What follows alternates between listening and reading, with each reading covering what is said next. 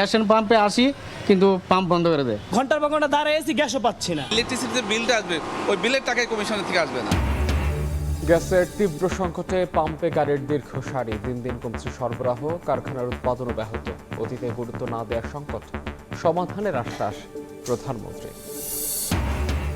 হবিগঞ্জে যাওয়ার পথে এনসিপির গাড়ি বহরে পুলিশের বাধা, বাহিনীর সদস্যদের সঙ্গে বাক বিতণ্ডা, 144 ধারা জারি থাকায় উত্তেজনা, 111 জনের নামে থানায় মামলা দায়ের। সংঘাত উস্কে দেওয়ার মতো বক্তব্য থেকে বিরত থাকতে সব দলের প্রতি আহ্বান রিজভির। ইসিতে বিএনপির লোক বসানোর অভিযোগ নিয়ে নির্বাচন কমিশনে জামাত।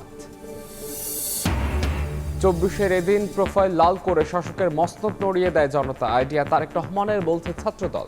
6 সমন্বয়ককে ডিবিতে রাখা নিয়ে প্রশ্ন তোলে সর্বোচ্চ আদালত। এবং টুথপেস্টে মাইক্রোপ্লাস্টিকের উপস্থিতি নিয়ে আতঙ্ক, ঝুঁকির মাত্রা নিয়ে আরও নিরীক্ষার পরামর্শ বিশেষজ্ঞের। উপাদান ব্যবহারে নতুন করে মান নির্ধারণ করবে বিএসটিআই।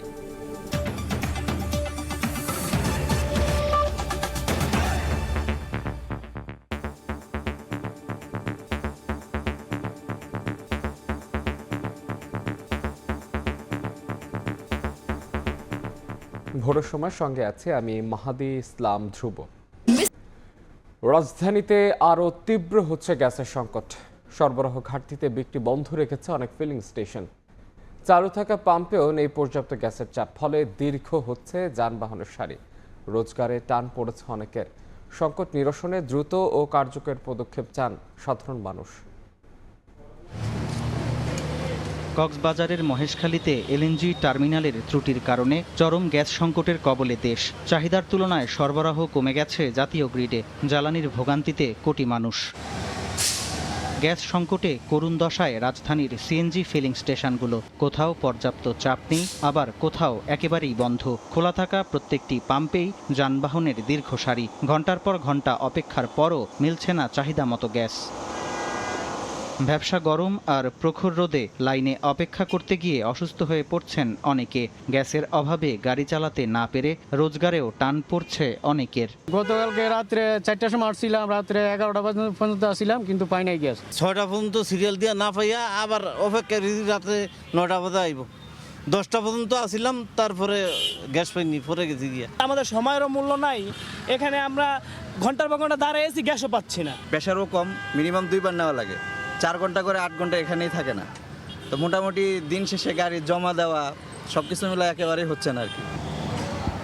কবে নাগাদ স্বাভাবিক হবে সরবরাহ ব্যবস্থা জানেন না খোদ পাম্প সংশ্লিষ্টরাও। 60 লিটার একটা সিলিন্ডারে গ্যাস ফিলিং করতে 2 মিনিট সময় লাগতো, এটা ফুল হয়ে যেত। এখন 6 মিনিটে 50% হয়। আমাদের সারা মাস যেভাবে আমরা সেল করতেছি, আমাদের ইলেকট্রিসিটির বিলটা আসবে, ওই বিলের টাকায় কমিশনের থেকে আসবে না। এখন আবার গ্যাস নাই, একটু প্রেশার আছে, প্রেশারে আমরা এখন দিচ্ছি, হয়তো 10-15 মিনিট পর এমনি বন্ধ হয়ে যাবে। সংকট সমাধানে শুধু আশ্বাস নয়, দ্রুত ও কার্যকর পদক্ষেপে ভোগান্তি লাঘবে সরকারের প্রতি আহ্বান জানান ভোক্তা ও খাত সংশ্লিষ্টরা। রাজধানীর প্রতিটি সিএনজি ফিলিং স্টেশনে এভাবেই ঘন্টার পর ঘন্টা লাইনে দাঁড়িয়ে অপেক্ষা করছেন যানবাহন সংশ্লিষ্টরা। এই তীব্র গরম ও রোদে বেশ ভোগান্তি পোহাতে হচ্ছে তাদের। এ সংকট নিরসনে সরকারের পক্ষ থেকে দ্রুত পদক্ষেপ নেওয়া হবে, এমনটাই প্রত্যাশা এ খাত সংশ্লিষ্ট সবার। সামদানি প্রত্যয়, সময় সংবাদ, ঢাকা। প্রায় 1 সপ্তাহ ধরে তীব্র গ্যাস সংকটে কলকারখানার উৎপাদন ব্যাহত হচ্ছে। সবচেয়ে বেশি ক্ষতিতে পড়েছে পোশাক কারখানা, ডাইং ও নেটিং শিল্প। পর্যাপ্ত গ্যাসের চাপ না থাকায় উৎপাদন কমিয়ে দিয়েছে অনেক কারখানা। আবার কোথাও কোথাও অলস সময় কাটাচ্ছেন শ্রমিকরা। বাসাবাড়ি, সিএনজি স্টেশন ও ভোগান্তিও কমেনি। বিভিন্ন জায়গায় 8 থেকে 10 দিনের মধ্যে সংকট নিরসনের আশা প্রকাশ করেছে তিতাস গ্যাস কর্তৃপক্ষ। অলস পড়ে আছে মেশিনগুলো। কোথাও উৎপাদন একেবারে বন্ধ, আবার কোথাও ঢিমে তালে কোনোরকম চলছে উৎপাদন। গাজীপুরে ছোট বড় মিলিয়ে প্রায় 3,500 শিল্প কারখানা রয়েছে, যার বড় একটি অংশ গ্যাসের ওপর নির্ভরশীল। গত 1 সপ্তাহ ধরে তীব্র গ্যাস সংকটে ভুগছে কারখানাগুলো। গ্যাসের চাপ কম থাকায় ডাইং কারখানাগুলো সবচেয়ে বেশি ক্ষতিগ্রস্ত হচ্ছে। আমাদের ডাইং প্রোডাকশন 24 ঘন্টা নিরবিচ্ছিন্ন গ্যাসের প্রেশার থাকতে হবে, আদারওয়াইজ আমাদের গ্যাসের এই প্রেশারের কারণে ফের কিছু সমস্যা হয়। গ্যাস সংকটে সাভার, আশুলিয়া ও ধামরাই শিল্পাঞ্চলের অনেক কারখানায় উৎপাদন মারাত্মকভাবে ব্যাহত হচ্ছে। শিল্প সংশ্লিষ্টরা বলছেন, পর্যাপ্ত গ্যাস না থাকায় জেনারেটর, বয়লার ও বিভিন্ন উৎপাদন মেশিন স্বাভাবিকভাবে চালানো যাচ্ছে না। এতে অনেক প্রতিষ্ঠানে উৎপাদন নেমে এসেছে প্রায় অর্ধেকে। শিল্প মালিকদের আশঙ্কা, এই পরিস্থিতি অব্যাহত থাকলে নির্ধারিত সময়ে রফতানি পণ্য পাঠাতে অতিরিক্ত খরচে এয়ার শিপমেন্ট করতে হবে। এমনকি কিছু অর্ডার বাতিল হওয়ারও ঝুঁকি রয়েছে। আমরা কাজ করতে পারতেছি না, আমাদের বয়লার চলতেছে না। বয়লার না চললে আমরা আয়রন চালু করতে পারি না, যার দরুন সুইং বেলা শেষে আমরা কিন্তু জিরো। শিল্পনগরী নরসিংদীতে মিলছে না পর্যাপ্ত গ্যাস। কারখানার কর্মঘণ্টার 4 ভাগের 1 ভাগে নেমে যাওয়ায় উৎপাদন ব্যাহত হচ্ছে। যদি বড় জোর 1 সপ্তাহ তারা আমাদেরকে সাইজিং থেকে বিম না দিতে পারে, তাহলে পুরো ফ্যাক্টরি বন্ধ হয়ে যাবে। তো আমরা গ্যাসের জন্য এই সমস্যাগুলি ফিল করতেছি। মহেশখালীতে ভাসমান এলএনজি টার্মিনালে কারিগরি ত্রুটির কারণে জাতীয় গ্রিডে গ্যাস সরবরাহ কমে যাওয়ায় প্রভাব পড়ছে শিল্পনগরী নারায়ণগঞ্জেও। আবাসিক ও পরিবহন খাতের পাশাপাশি শিল্পাঞ্চলেও গ্যাস সংকট চলছে। ডাইং ও পোশাক কারখানাগুলোতে উৎপাদন প্রায় 20% নেমে এসেছে। গ্যাস হচ্ছে আমাদের টেক্সটাইল সেক্টরের এক মূল চালিকা শক্তি। এই গ্যাসের মাধ্যমে আমরা এখানে পাওয়ার উৎপাদন করি। তবে আগামী 8 থেকে 10 দিনের মধ্যে সংকট নিরসনের আশা করছেন তিতাসের কর্মকর্তা। আগামী 8-10 দিনের ভিতরে এই ক্রাইসিসটাও উত্তোলন করতে পারবো। গ্যাসের চাপ কমে যাওয়ায় নারায়ণগঞ্জের 33টি সিএনজি ফিলিং স্টেশনে অচল অবস্থা সৃষ্টি হয়েছে। তারিক রহমান, সময় সংবাদ। নোয়াখালীর সেনবাগ উপজেলার বড় চারিগাঁও গ্রামে নতুন করে গ্যাসকূপের সন্ধান পেয়েছে বাপেক্স। 45 দিনে খনন ও 15 দিনের পরীক্ষা নিরীক্ষার পরে নিশ্চিত হওয়া যাবে কূপটিতে মজুদ থাকা গ্যাসের পরিমাণ। সফলভাবে এই খনন সম্পন্ন হলে প্রতিদিন এখান থেকেই 7 মিলিয়ন ঘনফুট গ্যাস জাতীয় গ্রিডে যুক্ত হতে পারে বলে আশা করা হচ্ছে। নোয়াখালী থেকে সাইফুল্লাহ কামরুলের তথ্য, মোহাম্মদ ইয়াসিনের ছবিতে রিপোর্ট। চলমান সংকটের মাঝেই শুরু হলো নতুন গ্যাসকূপের খনন কার্যক্রম। দুপুরে নোয়াখালীর সেনবাগের বড় চারিগাঁও গ্রামে কূপটি খনন শুরু করেন রাষ্ট্রায়ত্ত প্রতিষ্ঠান বাপেক্স। সুন্দরপুর 4 নামে এই কূপে প্রাথমিকভাবে মাটির 1550 মিটার নিচ পর্যন্ত খনন করা হবে। জাতীয় গ্রিডের পাশাপাশি সেনবাগের মানুষ যাতে গ্যাসের সুফল পায় তা নিশ্চিত করার দাবি স্থানীয়দের। আমাদের এলাকায় সেনবাগে যে গ্যাস পাইছে আমরা এটাতে খুশি। আমাদের একটা আবদার থাকবে, আমাদের এলাকাবাসী যেন গ্যাসটা পায়। জাতীয় গ্রিডে যাওয়া যাবে, বাকিটা যেন আমাদের এই অঞ্চলের মানুষ অন্তত তারা গ্যাস পায়। এটা আমাদের সংসদ সদস্য মহোদয়ের মাধ্যমে এটা আমি অনুরোধ জানাই। বাপেক্স জানায় 45 দিনের মধ্যে খনন কাজ শেষ করে 15 দিনের ড্রিল স্টিম টেস্ট বা ডিএসটি পরীক্ষার পরই জানা যাবে কূপে মজুদ থাকা গ্যাসের পরিমাণ। এখান থেকে প্রতিদিন অন্তত 7 মিলিয়ন ঘনফুট গ্যাস জাতীয় গ্রিডে যুক্ত হতে পারে বলে আশা করা হচ্ছে। আমাদের টার্গেট আছে এটা 1600 মিটার ড্রিল করবো 1361 মিটার দিকে। পরবর্তীতে আমরা ডিএসটির মাধ্যমে গ্যাস প্রাপ্তি সেটা আমরা ফাইন্ড আউট করতে পারবো যে কি মান গ্যাস আমরা এখানে উৎপাদনে যেতে পারবে।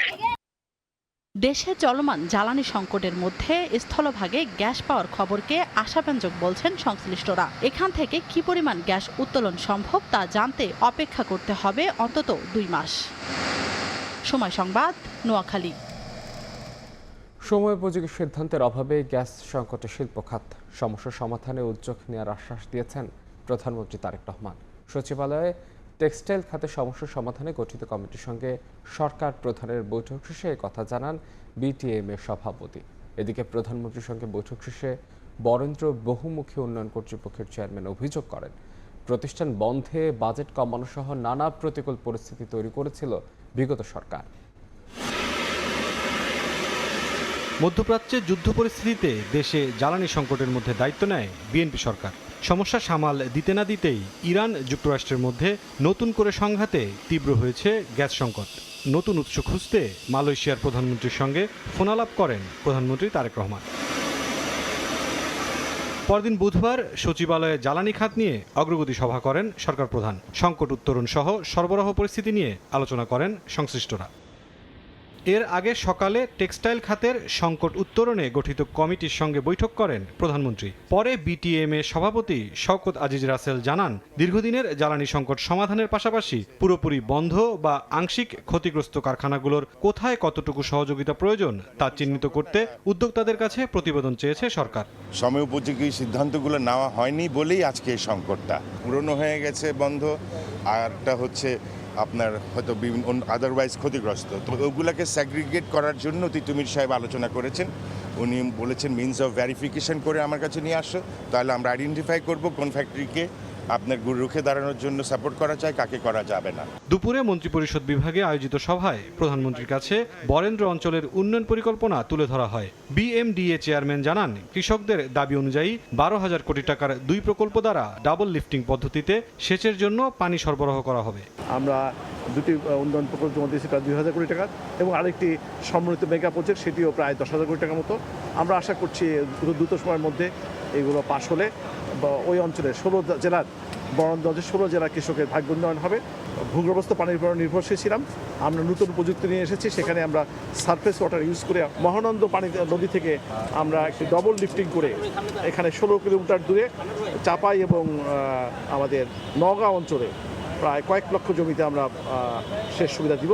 এদিকে বিকেলে প্রধানমন্ত্রীর সভাপতিত্বে ভূমিকম্প পরবর্তী জরুরি সারা ও সার্বিক প্রস্তুতি সংক্রান্ত বৈঠক হয়। জাতীয় টাস্কফোর্স গঠন, ভূমিকম্প পরবর্তী জরুরি সেবা দিতে ঢাকা ও পার্শ্ববর্তী এলাকার জন্য 1 লাখ স্বেচ্ছাসেবক দল তৈরি, প্রশিক্ষণ প্রদান এবং প্রয়োজনীয় সরঞ্জাম সরবরাহের পরিকল্পনা নিয়ে আলোচনা হয়। এছাড়া প্রধানমন্ত্রীর কার্যালয়ে একটি বিশেষ সেল গঠনের সিদ্ধান্ত নেওয়া হয়। এরই মধ্যে 70,000 স্বেচ্ছাসেবকের ডাটাবেজ প্রস্তুত হয়েছে, বাকি 30,000 স্বেচ্ছাসেবকের তথ্য নিয়েও কাজ চলছে। মুরসালিন হক জুনায়েদ, সময় সংবাদ, ঢাকা। শ্রীমঙ্গলে এনসিপির গাড়ি বহর আটকে দিল পুলিশ। 144 ধারা উপেক্ষা করে সিলেট থেকে হবিগঞ্জের পথে যাত্রা করল তাদের আটকে দেওয়া হয়। সময় বাহিনী সদস্যদের সঙ্গে বাক বিতণ্ডা হয় নেতাদের। হবিগঞ্জের কামাইছড়ায় শীর্ষ নেতারা অবস্থান নেন। 144 ধারা জারি থাকায় এলাকা জুড়ে উত্তেজনা বিরাজ করছে। এদিকে হবিগঞ্জে জুলাই পদযাত্রায় হামলার অভিযোগে জেলা ছাত্রদল সভাপতিকে প্রধান আসামি করে 11 জনের নাম উল্লেখ সহ আরও 100 জনের নামে থানায় মামলা দায়ের করেছে জাতীয় নাগরিক পার্টি। পদযাত্রায় হামলার প্রতিবাদে বুধবার 144 ধারা উপেক্ষা করে সিলেট থেকে হবিগঞ্জের পথে যাত্রা করে এনসিপির নেতারা। মৌলভীবাজারে শ্রীমঙ্গলে তাদের আটকে দেয় পুলিশ। এ সময় চলে বাক বিতণ্ডা। এখন বিএনপি সরকারে তারা তো বিগত 16-17 বছর নির্যাতিত, তারা তো এই জুলাই আমাদের সাথে একসাথে ছিল, কিন্তু আজকে তারা যেই চরিত্রটা দেখাচ্ছে এটা কিন্তু আমাদের পুরাতন সময়ের কথা মনে করিয়ে দিচ্ছে। পুলিশের ব্যারিকেড ভেঙে সামনে এগোতে চাইলে পুলিশ তাদের আটকে দেয় কয়েক দফায়। এ ঘটনায় ক্ষোভ প্রকাশ করেন এনসিপি নেতারা। অভিযোগ করেন সরকারের বিরুদ্ধে অসহযোগিতার। প্রথমে 400 পুলিশ দিয়ে তারা প্রতিহত করেছে, আমরা সেই ব্যারিকেড ভেঙেছি। বালু ট্রাক রাস্তায় বিজিবি বিভিন্নভাবে আমাদেরকে হ্যারাসমেন্ট করেছে, আমরা রাস্তায় বসেছিলাম। স্থানীয় প্রশাসন জানায় নিরাপত্তার স্বার্থেই তাদের পদক্ষেপ। আপনি এখানে বসে পরিস্থিতি স্বাভাবিক কিভাবে করবেন? এখানে বসে এদিকে হবিগঞ্জে জুলাই পদযাত্রায় হামলার অভিযোগে জেলা ছাত্রদল সভাপতিকে আসামি করে 11 জনের বিরুদ্ধে নাম উল্লেখ সহ আরও 100 জনের নামে থানায় মামলা করেছে এনসিপি। এই সরকার কিভাবে বিরোধী দলের সাথে ট্রিটমেন্ট করে, অপোজিশনকে মত প্রকাশের অধিকার যেখানে সংকুচিত হয়ে যাচ্ছে, এটা আজকে প্রতীয়মান হচ্ছে। যথাযথ বিচার হতে হবে, দ্রুত সময়ের মধ্যে আজকে রাতের মধ্যে গ্রেফতার করতে হবে, আসামিদের কোনোভাবে যাতে পালিয়ে যেতে না পারে। মঙ্গলবার বিকেলে হবিগঞ্জে জাতীয় নাগরিক পার্টি এনসিপির জুলাই পদযাত্রা কর্মসূচিতে হামলা করে দুর্বৃত্তরা। এতে আহত হয় দলটির উত্তরাঞ্চলের মুখ্য সংগঠক সার্জিস আলম, নাসির উদ্দিন পাটোয়ারি সহ কেন্দ্রীয় নেতারা। ঘটনায় স্থানীয় বিএনপিকে দায়ী করে এনসিপি। হবিগঞ্জে এনসিপির পদযাত্রায় হামলার প্রতিবাদে মুন্সিগঞ্জ ও খাগড়াছড়িতে বিক্ষোভ সমাবেশ হয়েছে। বুধবার বিকেলে মুন্সিগঞ্জ প্রেস ক্লাবের সামনে প্রতিবাদ ও বিক্ষোভ সমাবেশে অংশ নেন এনসিপির নেতাকর্মীরা। এ সময় বক্তারা এই ঘটনায় জড়িতদের দ্রুত শনাক্ত করে আইনগত ব্যবস্থা নেওয়ার দাবি জানান। একই সঙ্গে ভবিষ্যৎ রাজনৈতিক কর্মসূচিতে হামলা সহিংসতা বন্ধে প্রশাসনের কার্যকর পদক্ষেপ কামনা করেন। একই প্রতিবাদে খাগড়াছড়িতেও প্রতিবাদ সমাবেশ করেছে সংগঠনের জেলা কমিটি।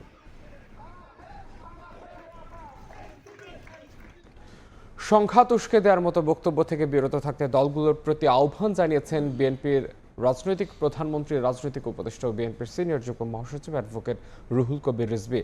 মানুষকে উত্তেজিত করে দেশকে অস্থিতিশীল করার চেষ্টা হলে রাজপথে জবাব দেওয়ার হুঁশিয়ারি দিয়েছেন সমাজ কল্যাণমন্ত্রী ডক্টর AZM জাহিদ হোসেন। আর স্থানীয় সরকার মন্ত্রী মির্জা ফখরুল ইসলাম আলমগীর বলেছেন, যে কোনো চ্যালেঞ্জ মোকাবেলায় জাতীয় ঐক্যের কোনো বিকল্প নেই। কৃষিবিদ ইনস্টিটিউশনে বুধবার দুপুরে নয়াপল্টনে দলের কেন্দ্রীয় কার্যালয়ে এক সংবাদ সম্মেলনে কথা বলেন প্রধানমন্ত্রীর রাজনৈতিক উপদেষ্টা ও বিএনপির সিনিয়র যুগ্ম মহাসচিব অ্যাডভোকেট রুহুল কবির রিজভী। বলেন, উস্কানিমূলক অশ্রাব্য ভাষায় কথা বললে গণতন্ত্রের পরিবেশ নষ্ট হয়। সংঘাতের দিকে নিতে পারে এমন উস্কানিমূলক বক্তব্য থেকে বিরত থাকতে রাজনৈতিক দলগুলোর প্রতি আহ্বান জানান তিনি। পরস্পরের আলোচনা সমালোচনা, তর্ক বিতর্ক যেন কোনো ধরনের সংঘাতের দিকে না যায় এবং সংঘাতের সৃষ্টিই হয় উস্কানিমূলক কথা, অশ্রাব্য কথা এবং মিথ্যা অপপ্রচারের জন্য। একই দিন রাজধানীর ডিপ্লোমা ইঞ্জিনিয়ার্স ইনস্টিটিউটে এক আলোচনা সভায় সমাজ কল্যাণ মন্ত্রী ডাক্তার AZM জাহিদ হোসেন বলেন, যারা অহেতুক মানুষকে উত্তেজিত করে দেশকে অস্থিতিশীল এবং স্বৈরাচারের পুনর্বাসনের পথ তৈরি করতে চায় তাদের রাজপথেই জবাব দেওয়া হবে। অহেতুক মানুষকে উত্তেজিত করে দেশকে বিপদগ্রস্ত করা এবং স্বৈরাচারের রাস্তাকে খুলে দেওয়ার যে ষড়যন্ত্রে আপনারা নেমেছেন, এটি বিএনপি বা বিএনপির নেতা কর্মীরা জীবিত থাকা অবস্থায় বাংলাদেশে বাস্তবায়ন হওয়ার কোনো সুযোগ নাই। যারা স্বৈরাচারকে পুনর্বাসন করার রাস্তা করার চেষ্টা করছেন তাদেরকে রাজপথে যথাযথ জবাব দেওয়া হবে। এদিকে রাজধানীর তেজগাঁওয়ে আলাদা অনুষ্ঠানে বিএনপি মহাসচিব ও স্থানীয় সরকার মন্ত্রী বলেন, সংকট মোকাবিলায় জাতীয় ঐক্যের কোনো বিকল্প নেই। তরুণদের সক্ষমতাকে কাজে লাগিয়ে দেশ বড় বড় চ্যালেঞ্জ মোকাবিলা করতে পারবে বলেও আশাবাদী তিনি। তরুণরা তাদের যে ক্ষমতা দিয়ে, তাদের দেশের প্রতি যে ভালোবাসা দিয়ে তারা যে একটা অসম্ভবকে সম্ভব করেছে, একটা ফ্যাসিবাদকে হটিয়ে দিয়ে একটা গণতান্ত্রিক পরিবেশ সৃষ্টি করেছে, এই জিনিসটা আমাদের জন্য একটা বিরাট পাওয়া বলে আমি মনে করি। দেশের তরুণরাই দেশপ্রেম ও সাহসিকতার মাধ্যমে দেশকে ফ্যাসিবাদ মুক্ত করেছে উল্লেখ করে দেশকে সমৃদ্ধ করতে সবাইকে ঐক্যবদ্ধ হয়ে কাজ করার আহ্বান জানান মির্জা ফখরুল। আমাদের স্ট্রেংথটা ওই জায়গায়। তাসনিয়া নিশাত, মিম, সময় সংবাদ, ঢাকা। স্থানীয় সরকার নির্বাচনে বিজয় নিশ্চিত করতে ইসিতে বিএনপির কড়া লোক নিয়োগ দেওয়া হয়েছে বলে অভিযোগ করেছেন জামাত ইসলামী। সিএসির সঙ্গে বৈঠক শেষে দলটির সেক্রেটারি জেনারেল মিয়া গোলাম পরোয়ার বলেন, দলীয় নিয়োগ বহাল থাকলে প্রশ্নবিদ্ধ হবে ভোট।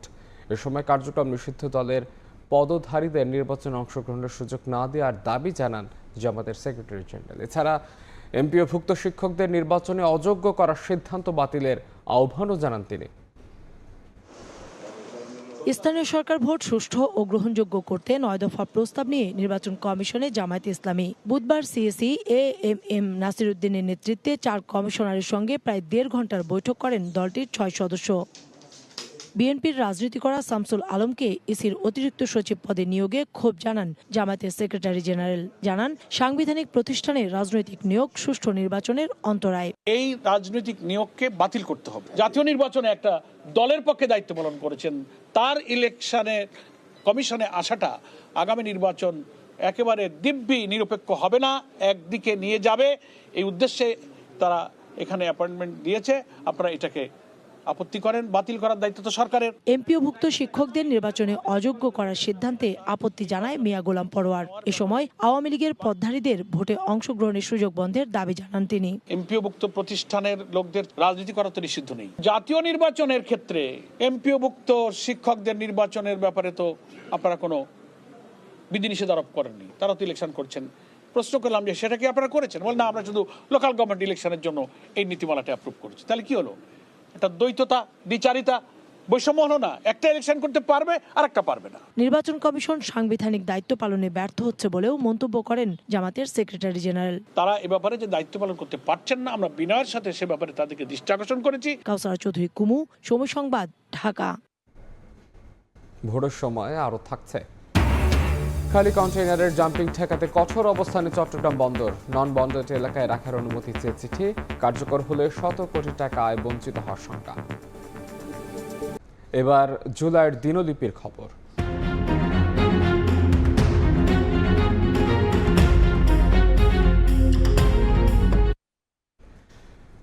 চব্বিশের ঠিক এই দিনে রক্তাক্ত রাজপথের প্রতি সহানুভূতি এবং শিক্ষার্থীদের পক্ষে সমর্থন জানিয়ে সামাজিক যোগাযোগ মাধ্যমে নিজেদের প্রোফাইল লাল রঙে রঞ্জিত করেন নানা শ্রেণী পেশার মানুষ। কোটি কোটি ব্যবহারকারীর এই প্রতিবাদ নাড়িয়ে দেয় শাসকের মস্তক। এর আগে নিহতদের স্মরণে 30 জুলাই রাষ্ট্রীয় শোক পালনের সিদ্ধান্ত নেয় সে সময়ের সরকার।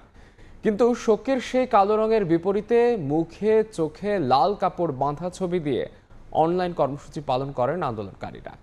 এ নিয়ে ছাত্রদল সাধারণ সম্পাদক বলছেন, কালোর বিপরীতে লালের এমন আইডিয়া এসেছিল তৎকালীন বিএনপির ভারপ্রাপ্ত চেয়ারম্যান তারেক রহমানের কাছ থেকে। জুলাইয়ের এই রক্তিম দিনটি কেমন ছিল জানবো হাসান ওয়ালির রিপোর্টে।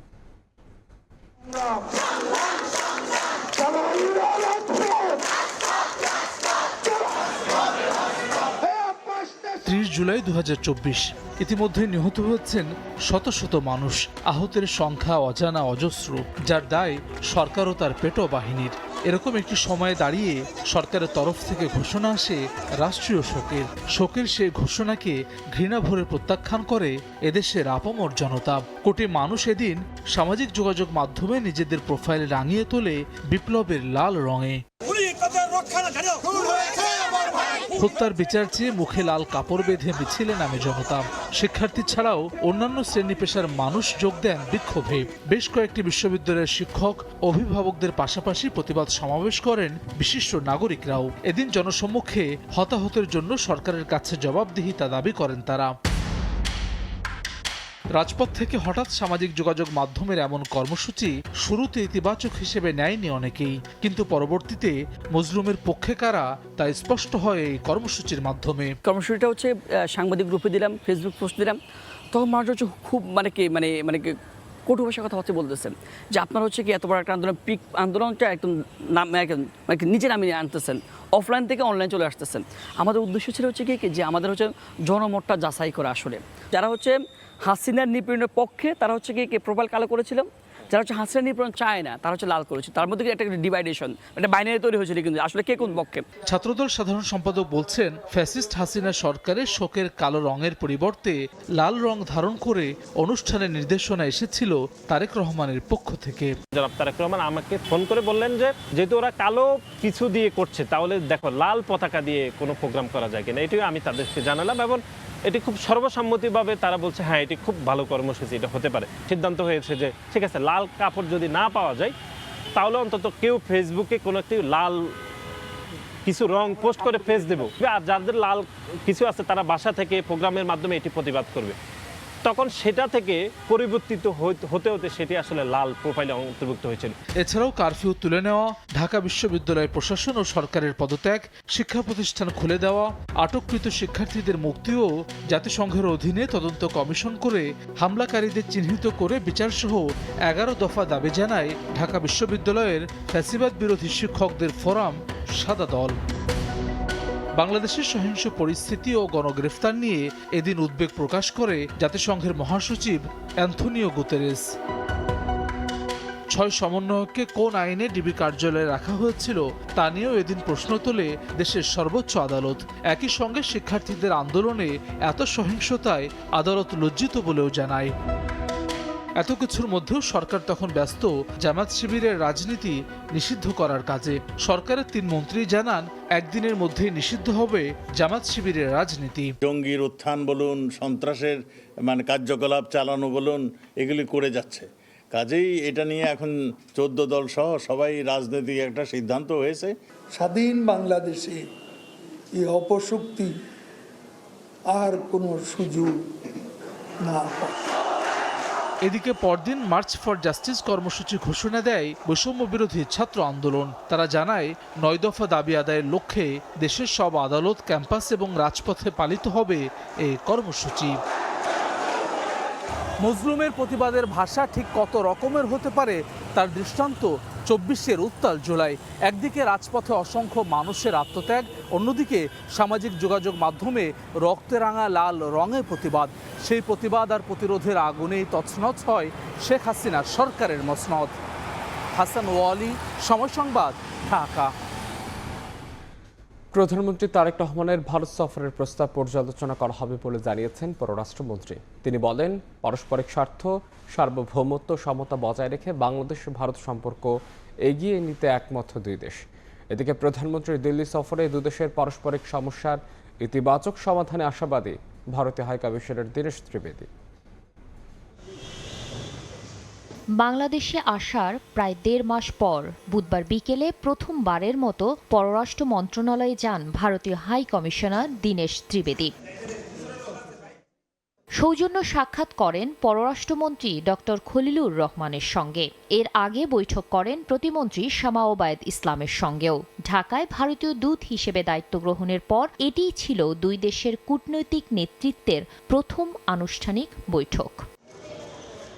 আলোচনা ইতিবাচক হয়েছে জানিয়ে ভারতীয় হাই কমিশনার বলেন, দুই দেশের জনগণের ঐতিহাসিক সম্পর্ক আরও দৃঢ় করার পাশাপাশি ভারতে আয়োজিত ব্রিক্স সম্মেলনে প্রধানমন্ত্রী তারেক রহমানের সম্ভাব্য সফর এবং গঙ্গার পানি বণ্টন চুক্তি নিয়ে আশাবাদী New Delhi. Whatever is beneficial to both the people, it's definitely will happen once the Honorable Prime Minister, I'm sure, visits India. And the working group will have their own papers. So things, I'm looking forward to everything which is positive. And I can tell you, we had a great meeting with lot of positivity. ফিলিপাইনে ASEAN সম্মেলনের ফাঁকে ভারতের পররাষ্ট্রমন্ত্রী এবং নতুন high কমিশনারের সঙ্গে আলাপচারিতার প্রসঙ্গ টেনে পররাষ্ট্রমন্ত্রী জানান, পারস্পরিক স্বার্থ এবং সম্মানের ভিত্তিতে ঢাকা দিল্লি সম্পর্ক আরও এগিয়ে নিতে একমত দুদেশ। বলেন, পর্যালোচনার টেবিলে আছে প্রধানমন্ত্রীর ভারত সফরের প্রস্তাব। এখন রিভিউ করছে এবং আমরা এ বিষয়ে একটা সিদ্ধান্ত নেব। পারস্পরিক সার্বভৌম সমতার ভিত্তিতে আমরা এগিয়ে নিয়ে যাব, এই বিষয়ে আমরা একমত পোষণ করি। বৃহস্পতিবার মার্কিন প্রেসিডেন্টের মধ্য ও দক্ষিণ এশিয়া বিষয়ক বিশেষ দূত সার্জিও গোরের বাংলাদেশ সফর প্রসঙ্গে এক প্রশ্নের জবাবে খলিলুর রহমান বলেন, কোনো দেশের সঙ্গে সম্পর্ক জোরদার করার অর্থ অন্য দেশের সঙ্গে সম্পর্কের অবনতি নয়। জাতীয় স্বার্থ প্রাধান্য দিয়েই সম্পর্ক এগিয়ে নিচ্ছে বাংলাদেশ। কারোর সঙ্গে সম্পর্ক উন্নয়ন মানে এই নয় যে আরেকজনের সঙ্গে সম্পর্ক অবনতি হচ্ছে। চীনের সঙ্গে আমাদের একটা অত্যন্ত ভালো সফর হয়েছে। ভবিষ্যতে যদি ভারতে আমাদের প্রধানমন্ত্রী যান, আমরা আশা করব সেই সফরটিও অত্যন্ত ভালো হোক। এবং এই যে মিস্টার গোর আসবেন, আমার সঙ্গে সেক্রেটারি অফ স্টেটের রুবিও সাহেবের সঙ্গে দেখা হয়েছে। এগুলো হচ্ছে এই ইন্টারাকশনগুলোর মাধ্যমে আমরা সম্পর্ক এগিয়ে নিতে চাচ্ছি। ভারতে নিযুক্ত মার্কিন রাষ্ট্রদূত সার্জিও গোর সরকারের পাশাপাশি অংশীজনদের সঙ্গেও বৈঠক করবেন। এছাড়া কক্সবাজারে রোহিঙ্গা ক্যাম্প পরিদর্শন করবেন বলেও জানান পররাষ্ট্রমন্ত্রী। যেখানে আমাদের স্বার্থ আমরা সেখানে যাব। শাতিলা শারমিন, সময় সংবাদ, ঢাকা। বাংলাদেশ যুক্তরাষ্ট্র সম্পর্ক জোরদারে প্রথমবারের মতো আজ ঢাকায় আসছেন যুক্তরাষ্ট্রের প্রেসিডেন্টের মধ্য ও দক্ষিণ এশিয়া বিষয়ক বিশেষ দূত সার্জিও গোর। দুপুরে তার ঢাকায় পৌঁছানোর কথা রয়েছে। সফরে প্রধানমন্ত্রী তারেক রহমান, পররাষ্ট্রমন্ত্রী ডক্টর খলিলুর রহমান, শিল্প বাণিজ্য মন্ত্রী খন্দকার আব্দুল মুক্তাদি সহ সরকারের ঊর্ধ্বতন কর্মকর্তা, বিভিন্ন রাজনৈতিক দলের নেতা এবং অন্যান্য অংশীজনের সঙ্গে বৈঠক করবেন তিনি। এছাড়া কক্সবাজারে রোহিঙ্গা ক্যাম্প পরিদর্শনেরও কথা রয়েছে মার্কিন এই বিশেষ দূতের।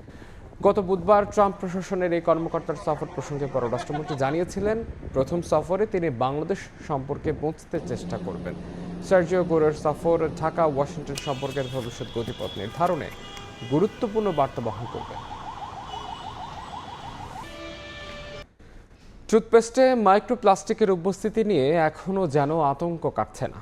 এ নিয়ে বিশেষজ্ঞরা বলছেন, বিষয়টি উদ্বেগের হলেও স্বাস্থ্য ঝুঁকি নিয়ে সচেতনতা বেশি জরুরি। তবে ঝুঁকির মাত্রা নিয়ে আরও পরীক্ষা নিরীক্ষার পরামর্শ তাদের। আর বিএসটিআই বলছে, আন্তর্জাতিক মানদণ্ড ও গবেষণার আলোকে নতুন করে টুথপেস্টের উৎপাদন ব্যবহারের মান নির্ধারণ করা হবে। অনুপ দত্তের ছবিতে আবু সাইদ নিশানের রিপোর্ট। দেশের বাজারে থাকা 34টি টুথপেস্টের মধ্যে 26টিতে মিলেছে মাইক্রোপ্লাস্টিকের উপস্থিতি। Environment and social development organisation এসডোর এক গবেষণা প্রতিবেদন প্রকাশের পর থেকেই দেশ জুড়ে চলছে শোরগোল। বাসাবাড়ি থেকে সুপার শপ, সবখানেই আলোচনা কতটা ক্ষতিকর হতে পারে টুথপেস্টের মাইক্রোপ্লাস্টিক। ব্যবহার করি তাহলে অবশ্যই স্বাস্থ্য ঝুঁকি আছে এবং সেক্ষেত্রে সবার জন্য এটা সতর্ক হওয়া উচিত। ক্যান্সার এখন একটা সাধারণ রোগ হয়ে গেছে, জ্বরের মতো। সেটার মূল কারণ কিন্তু ভেজাল। উপাদানের ভিতরে যদি আমার থাকে, সমস্যা থাকে, তাহলে তো প্রোডাক্টটা আলটিমেটলি ভালো হবে না। জনস্বাস্থ্য বিশেষজ্ঞরা বলছেন, মাইক্রোপ্লাস্টিক মানবদেহের জন্য ক্ষতিকর। তবে টুথপেস্টে থাকা এই পদার্থ নিয়ে এখনই আতঙ্কিত হবার কিছু নেই। তবে শিশুদের ক্ষেত্রে এই ধরনের টুথপেস্ট ব্যবহারে বাড়তি সতর্কতার কথাও জানান এই বিশেষজ্ঞ। প্যানিক তৈরি হওয়ার মতো কোনো কারণই নেই। কারণ হচ্ছে আমরা টুথপেস্ট খাই না, এটা ফেলে দেই। মাইক্রোপ্লাস্টিকের হেলথ হ্যাজার্ড খুবই ডেঞ্জারাস, যে এইটা আমাদের শরীরে প্রবেশ করলে এটা পরিপাকতন্ত্র, স্নায়ুতন্ত্র এবং আমাদের হৃদযন্ত্র সব কিছুতে এটা হ্যাম্পার করতে পারে। শিশুদের ক্ষেত্রে আমাদের এই ব্যাপারটা খুব গুরুত্ব সহকারে খেয়াল রাখতে হবে যেন কিছুতেই টুথপেস্ট খেয়ে না ফেলে। এসডিও বলছে গবেষণাটি আতঙ্ক ছড়ানোর জন্য নয়, বরং বাজার মনিটরিং, ভোক্তা ও সরকারকে সচেতন করতেই এই গবেষণা। ভোক্তার সচেতনতা তৈরি হলেই কিন্তু যারা উৎপাদক থাকে তারাও কিন্তু সচেতন হয়ে তখন একেবারে ইকো ফ্রেন্ডলি জিনিস তৈরিতে আগ্রহী হবে। জাহাঙ্গীরনগর বিশ্ববিদ্যালয় ল্যাবে দীর্ঘদিন পরীক্ষা নিরীক্ষার পর টুথপেস্টে মাইক্রোপ্লাস্টিক শনাক্ত হয়। গবেষক অধ্যাপক ডক্টর মোহাম্মদ মুস্তাফিজুর রহমান সময় সংবাদকে জানান, বৈজ্ঞানিকভাবে সক্ষম ল্যাবরেটরিতেই হয়েছে পরীক্ষা। 30-35টারও বেশি আর্টিকেল আমরা অলরেডি সায়েন্টিফিক ফোরামে পাবলিশ করেছি। সো যেহেতু সায়েন্টিফিক আর্টিকেল পাবলিশ হয়েছে, সুতরাং আমরা যে মেথডে কাজ করি সেই মেথডটা যে এটা ডিটেকশনের জন্য উপযোগী সেটা কিন্তু অলরেডি প্রমাণিত। বিএসটি এর মহাপরিচালক বলছেন, টুথপেস্টে কোন কোন উপাদান ব্যবহার করা যাবে আর কোনগুলো যাবে না তা নিয়েও নতুন করে মানদণ্ড নির্ধারণের উদ্যোগ নেওয়া হবে। আন্তর্জাতিক মানদণ্ডগুলো আবার স্টাডি করব, তারপরে যদি দেখা যায় যে আমাদের মানদণ্ডে কিছুটা চেঞ্জ আনা দরকার, কিছু পরিবর্তন আনা দরকার, সেগুলো আমরা করব। এদিকে এই বিষয়ে এক আইনজীবী রিটের পর 3 সদস্যের তদন্ত কমিটি গঠন করে 15 দিনের মধ্যে প্রতিবেদন জমা দিতে বলেছে হাইকোর্ট। সায়েন্স ল্যাবরেটরির একজন, বুয়েটের একজন এবং বিএসটিআর একজন, এই 3 জনকে 15 দিনের মধ্যে একটা রিপোর্ট প্রদান করার জন্য বলছে। শুধু টুথপেস্টেই নয়, মাইক্রোপ্লাস্টিক ছড়িয়ে পড়েছে মাটি, পানি, বায়ু সবখানেই, যা নিয়ে বিশ্বজুড়ে চলছে গবেষণা। টুথপেস্টে মাইক্রোপ্লাস্টিকের উপস্থিতির খবর সামনে আসায় ভোক্তাদের মধ্যে তৈরি হয়েছে উদ্বেগ। তবে আতঙ্ক নয়, প্রয়োজন সচেতনতা। সংশ্লিষ্ট কর্তৃপক্ষেরও উচিত আরও পরীক্ষা নিরীক্ষার মাধ্যমে ঝুঁকিপূর্ণ পণ্য চিহ্নিত করা এবং বাজার মনিটরিং করা। কেননা আমাদের প্রতিদিনের ব্যবহারের এই পণ্যটি যেন দীর্ঘমেয়াদে কোনোভাবেই স্বাস্থ্য ঝুঁকির কারণ না হয়, এমনটাই বলছেন বিশেষজ্ঞরা। আবু সাইদ নিশান, সময় সংবাদ, ঢাকা। ভোরের সময় আরও থাকছে। নানা প্রলোভনে মানব পাচারের ফাঁদে খুলনা অঞ্চলের মানুষ বছরের পর বছর নিখোঁজ। অনেকে বিচারের দীর্ঘসূত্রতায় ধরাছোঁয়ার বাইরে পাচারকারীরা দ্রুত বিচারের তাগিদ। খালি কন্টেইনারের ডাম্পিং প্রবণতা ঠেকাতে অবশেষে শিপিং এজেন্ট প্রতিষ্ঠানগুলোর বিরুদ্ধে কঠোর অবস্থানের পাশাপাশি বড় ধরনের সিদ্ধান্ত নিয়েছে চট্টগ্রাম বন্দর কর্তৃপক্ষ। হ্যান্ডেলিংয়ে গতি আনতে সব ধরনের খালি কন্টেইনার বন্দর অফডকের বাইরে পাঠিয়ে দিতে চায় তারা। প্রতি মাসে জেনারেট হওয়া 60,000-এর বেশি খালি কন্টেইনার নন বন্ডেড এলাকায় রাখার অনুমতি দিতে জাতীয় রাজস্ব বোর্ডকে চিঠি দেওয়া হয়েছে। তবে এই সিদ্ধান্ত কার্যকর হলে শত কোটি টাকার আয় থেকে বঞ্চিত হবে বন্দর ও অফডক। শেখাত চুপুর ক্যামেরায় বিস্তারিত কমলদের রিপোর্টে। পৃথিবীর অন্যান্য দেশের তুলনায় চট্টগ্রাম বন্দর ও অফডকগুলোতে চার্জ তুলনামূলক কম হয় বিদেশি শিপিং প্রতিষ্ঠানগুলো এখানে খালি কন্টেনার জমিয়ে রাখার অভিযোগ দীর্ঘদিনের। অবশেষে নীরবতা ভেঙে সরব হয়েছে চট্টগ্রাম বন্দর। বন্দরের ইয়ার্ড টার্মিনালে হ্যান্ডেলিংয়ে গতি আনতে জাতীয় রাজস্ব বোর্ডের চেয়ারম্যানের কাছে দেওয়া এক চিঠিতে এসব কন্টেনার বন্ডেড লাইসেন্স ছাড়া এলাকায় সংরক্ষণের অনুমতি চাওয়া হয়েছে। দৈনিক গড়ে 2 থেকে 3,000 খালি কন্টেনার বন্দরের অভ্যন্তরে অবস্থান করে। আমাদের প্রস্তাব হচ্ছে যে আমরা এই খালি কন্টেনারগুলোতে যেহেতু কোনো পণ্য নেই, এটা যদি বন্ডেড এরিয়ার বাইরে রাখার অনুমতি পাওয়া যায় তাহলে ওই স্থানে আমরা আরও অধিক পরিমাণ পণ্যবাহী কন্টেনার, সেটা আমদানি অথবা রপ্তানি বাণিজ্যের কন্টেনার আমরা রাখতে পারবো। আমদানিকৃত এলসিএল কন্টেনার আনস্টাফিং সহ 70% ও এলসিএল কন্টেনার খুলে পণ্য ডেলিভারি দিতে হয় বলে প্রতিদিনই 2,500 থেকে 3,000 খালি কন্টেনারে স্তূপ জমছে বন্দরের ইয়ার্ডে। এই অবস্থায় জাতীয় রাজস্ব বোর্ডের সিদ্ধান্তের অপেক্ষায় চট্টগ্রাম কাস্টম হাউস, কারণ বন্ডেড আইটেম হিসেবে এসব কন্টেনার তদারকির দায়িত্ব প্রতিষ্ঠানটির। বন্দর কর্তৃপক্ষ জাতীয় রাজস্ব বোর্ডে একটা চিঠি প্রেরণ করেছে, আমরা সেটার অনুলিপি পেয়েছি। জাতীয় রাজস্ব বোর্ড মূলত খালি কন্টেইনার বন্ডেড এরিয়ার বাইরে সংরক্ষণ করা যাবে কিনা এ বিষয়ে সিদ্ধান্ত জাতীয় রাজস্ব বোর্ড দিবে। জাতীয় রাজস্ব বোর্ড নিশ্চয় আইনি সব বিধিবিধান দেখে সিদ্ধান্ত গ্রহণ করবে। বন্দরে 20 ফুট সাইজের একটি খালি কন্টেনার 7 দিন পর্যন্ত রাখতে গেলে শিপিং এজেন্টকে $6.9 মার্কিন মাসুল গুনতে হয়, আর 40 ফুট কন্টেনারের ক্ষেত্রে এই মাসুল $13.8 মার্কিন। তবে পরবর্তী 7 দিনের জন্য মাসুল হবে দ্বিগুণ। আর বেসরকারি অফডকে 20 ফুটের কন্টেনারের জন্য প্রতিদিন 100 টাকা ও 40 ফুটের কন্টেনার চার্জ 200 টাকা। 1,06,000 কন্টেনার ধারণ ক্ষমতার 23টি বেসরকারি অফডকে খালি কন্টেনার রয়েছে 56,952 টিএস। খালি কন্টেনারকে নন বন্ডেড এরিয়াতে থাকার সুযোগ দেওয়া হয়, তাহলে খালি কন্টেনারের যে রেগুলেশনস সেটা কাস্টম হাউস তত ভালোভাবে করতে পারবে না। এবং যদি খালি কন্টেনার বাংলাদেশের অভ্যন্তরে কনজিউমড হয়, ইউটিলাইজড হয়, তাহলে এটার উপরে যে ট্যাক্সটা আরোপিত হবে সেই ট্যাক্সটা আদায়ের ক্ষেত্রে জাতীয় রাজস্ব বোর্ডের সমস্যা হবে। তবে মেল লাইন অপারেটর কিংবা বিদেশি শিপিং প্রতিষ্ঠানগুলোর দাবি প্রতি মাসে বাংলাদেশে আমদানি পণ্য বোঝাই 1,50,000 থেকে 1,70,000 কন্টেনার আসে বন্দরে। তার বিপরীতে রপ্তানি হচ্ছে মাত্র 60 থেকে 70,000 কন্টেনার বোঝাই পণ্য। আমদানি ও রপ্তানির মাঝে বিশাল ব্যবধান থাকায় বাংলাদেশে খালি কন্টেনারের স্তূপ জমছে। আরও বেশি বেশি লোকেশনে শিফট করা যায় তাহলে পোর্টের কনজেশনটা একটু কমবে। আর সারা পৃথিবীতে তো এটা সমাদৃত যে আইসিডি এবং সিএফএস দুটো আলাদা বিষয়। আমাদের দেশে আইসিডি এবং সিএফএস দুটাকে একসাথে করে একটা বন্ডের আন্ডারে রাখা হয়েছে।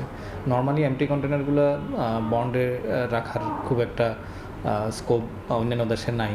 সদ্য বিদে 2025-26 অর্থ বছরে 34 লাখের বেশি কন্টেনার হ্যান্ডেলিং করেছে চট্টগ্রাম বন্দর। কন্টেনার হ্যান্ডেলিংকারী বিশ্বের 100 বন্দরের মধ্যে বন্দরটির অবস্থান 68তম। পৃথিবীর অন্যান্য দেশের বন্দরের তুলনায় চট্টগ্রাম বন্দর এবং 23টি বেসরকারি অফডকে খালি কন্টেনার রাখার চার্জ তুলনামূলক কম। আর তাই মেল লাইন অপারেটররা চট্টগ্রাম বন্দর এবং এসব অফডককে খালি কন্টেনার রাখার ডাম্পিং হিসেবে ব্যবহার করছে।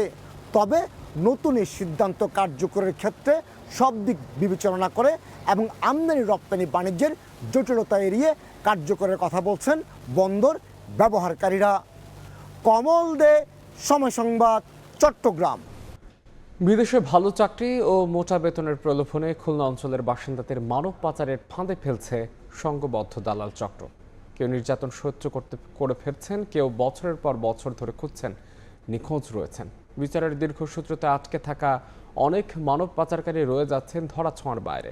নিয়ামুল হোসেন কোচির ছবিতে আব্দুল্লাহ মামুন রুবেলের রিপোর্ট। তারপরে ওইখানে আমার সেরকমের খাইতে দিত না, নির্যাতন করতো। সৌদি আরব গেছিলাম দালালের মাধ্যমে। দালাল বলছিল যে ওখানে বাসাবাড়ির কাজ খুব ভালো। সচ্ছল জীবনের আশায় দালালের মাধ্যমে ওয়ার্ক পারমিট ছাড়াই সৌদি আরব যান খুলনার এক নারী। 8 ঘন্টা কাজ ও ভালো বেতনের প্রতিশ্রুতি পেলেও সেখানে পৌঁছে তাকে একটি পরিবারের কাছে বিক্রি করে দেয়া হয়। কেড়ে নেওয়া হয় পাসপোর্ট ও মোবাইল। প্রতিদিন 14 থেকে 16 ঘন্টা কাজের পাশাপাশি চলতে থাকে নির্যাতন।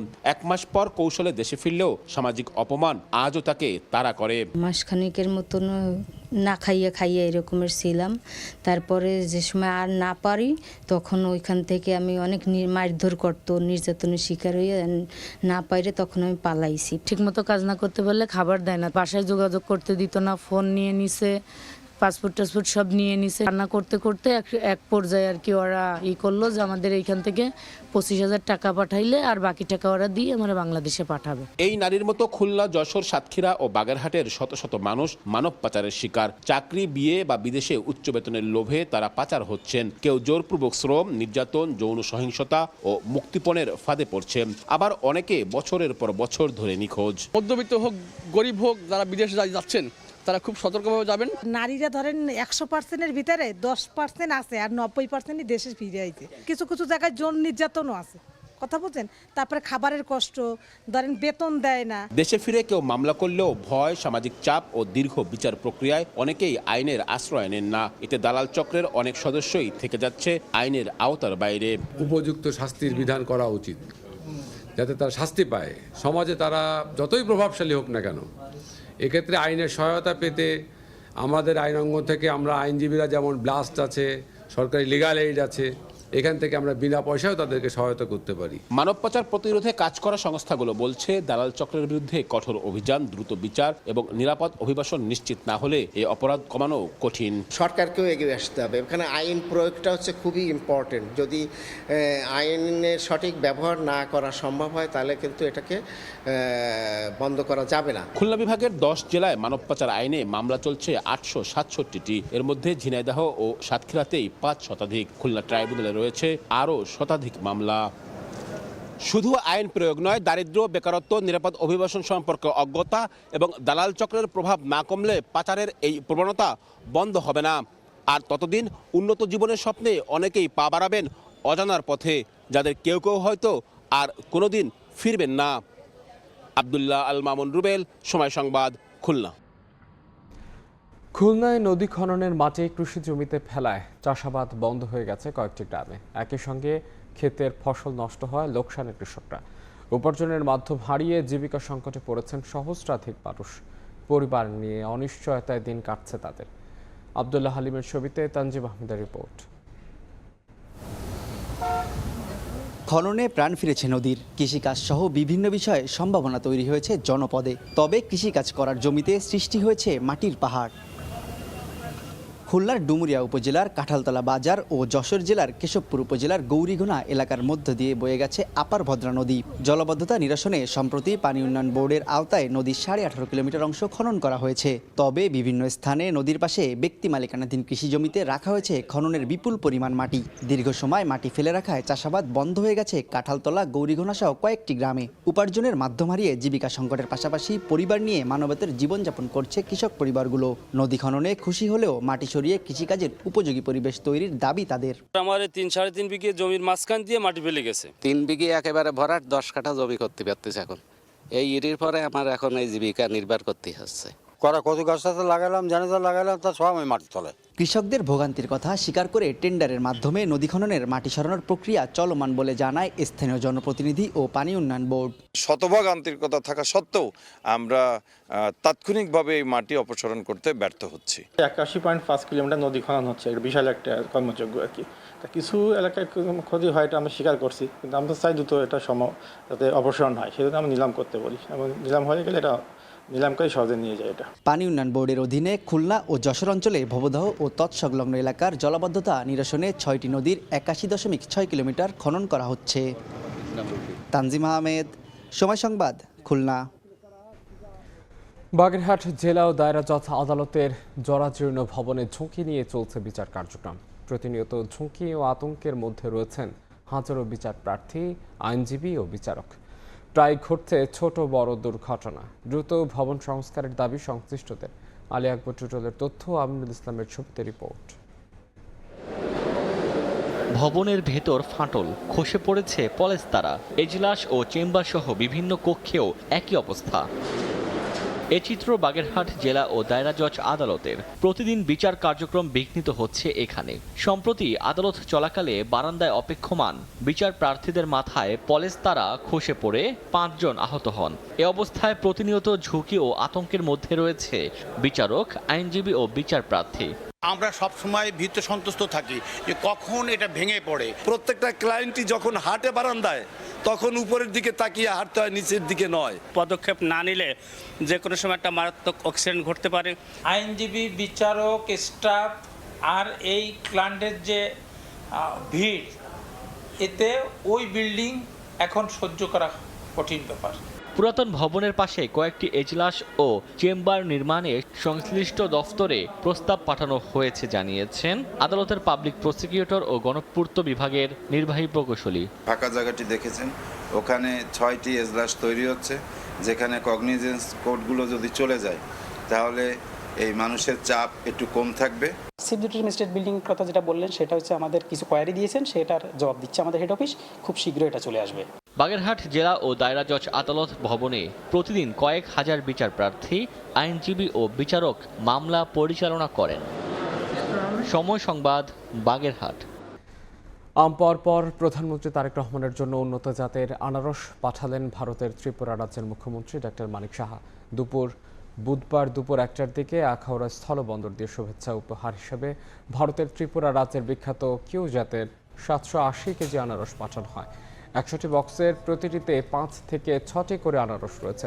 আনারসের গড় ওজন 1 কেজির ওপর। এদিকে আনারস গ্রহণ করতে আখাউড়া ইন্টিগ্রেটেড চেকপোস্টের 0 পয়েন্টে উপস্থিত ছিলেন চট্টগ্রামের সহকারী ভারতীয় হাই কমিশনের অ্যাসিস্ট্যান্ট কনসুলার অফিসার পঙ্কজ জ্যোতি দাস সহ অন্যান্য কর্মকর্তারা।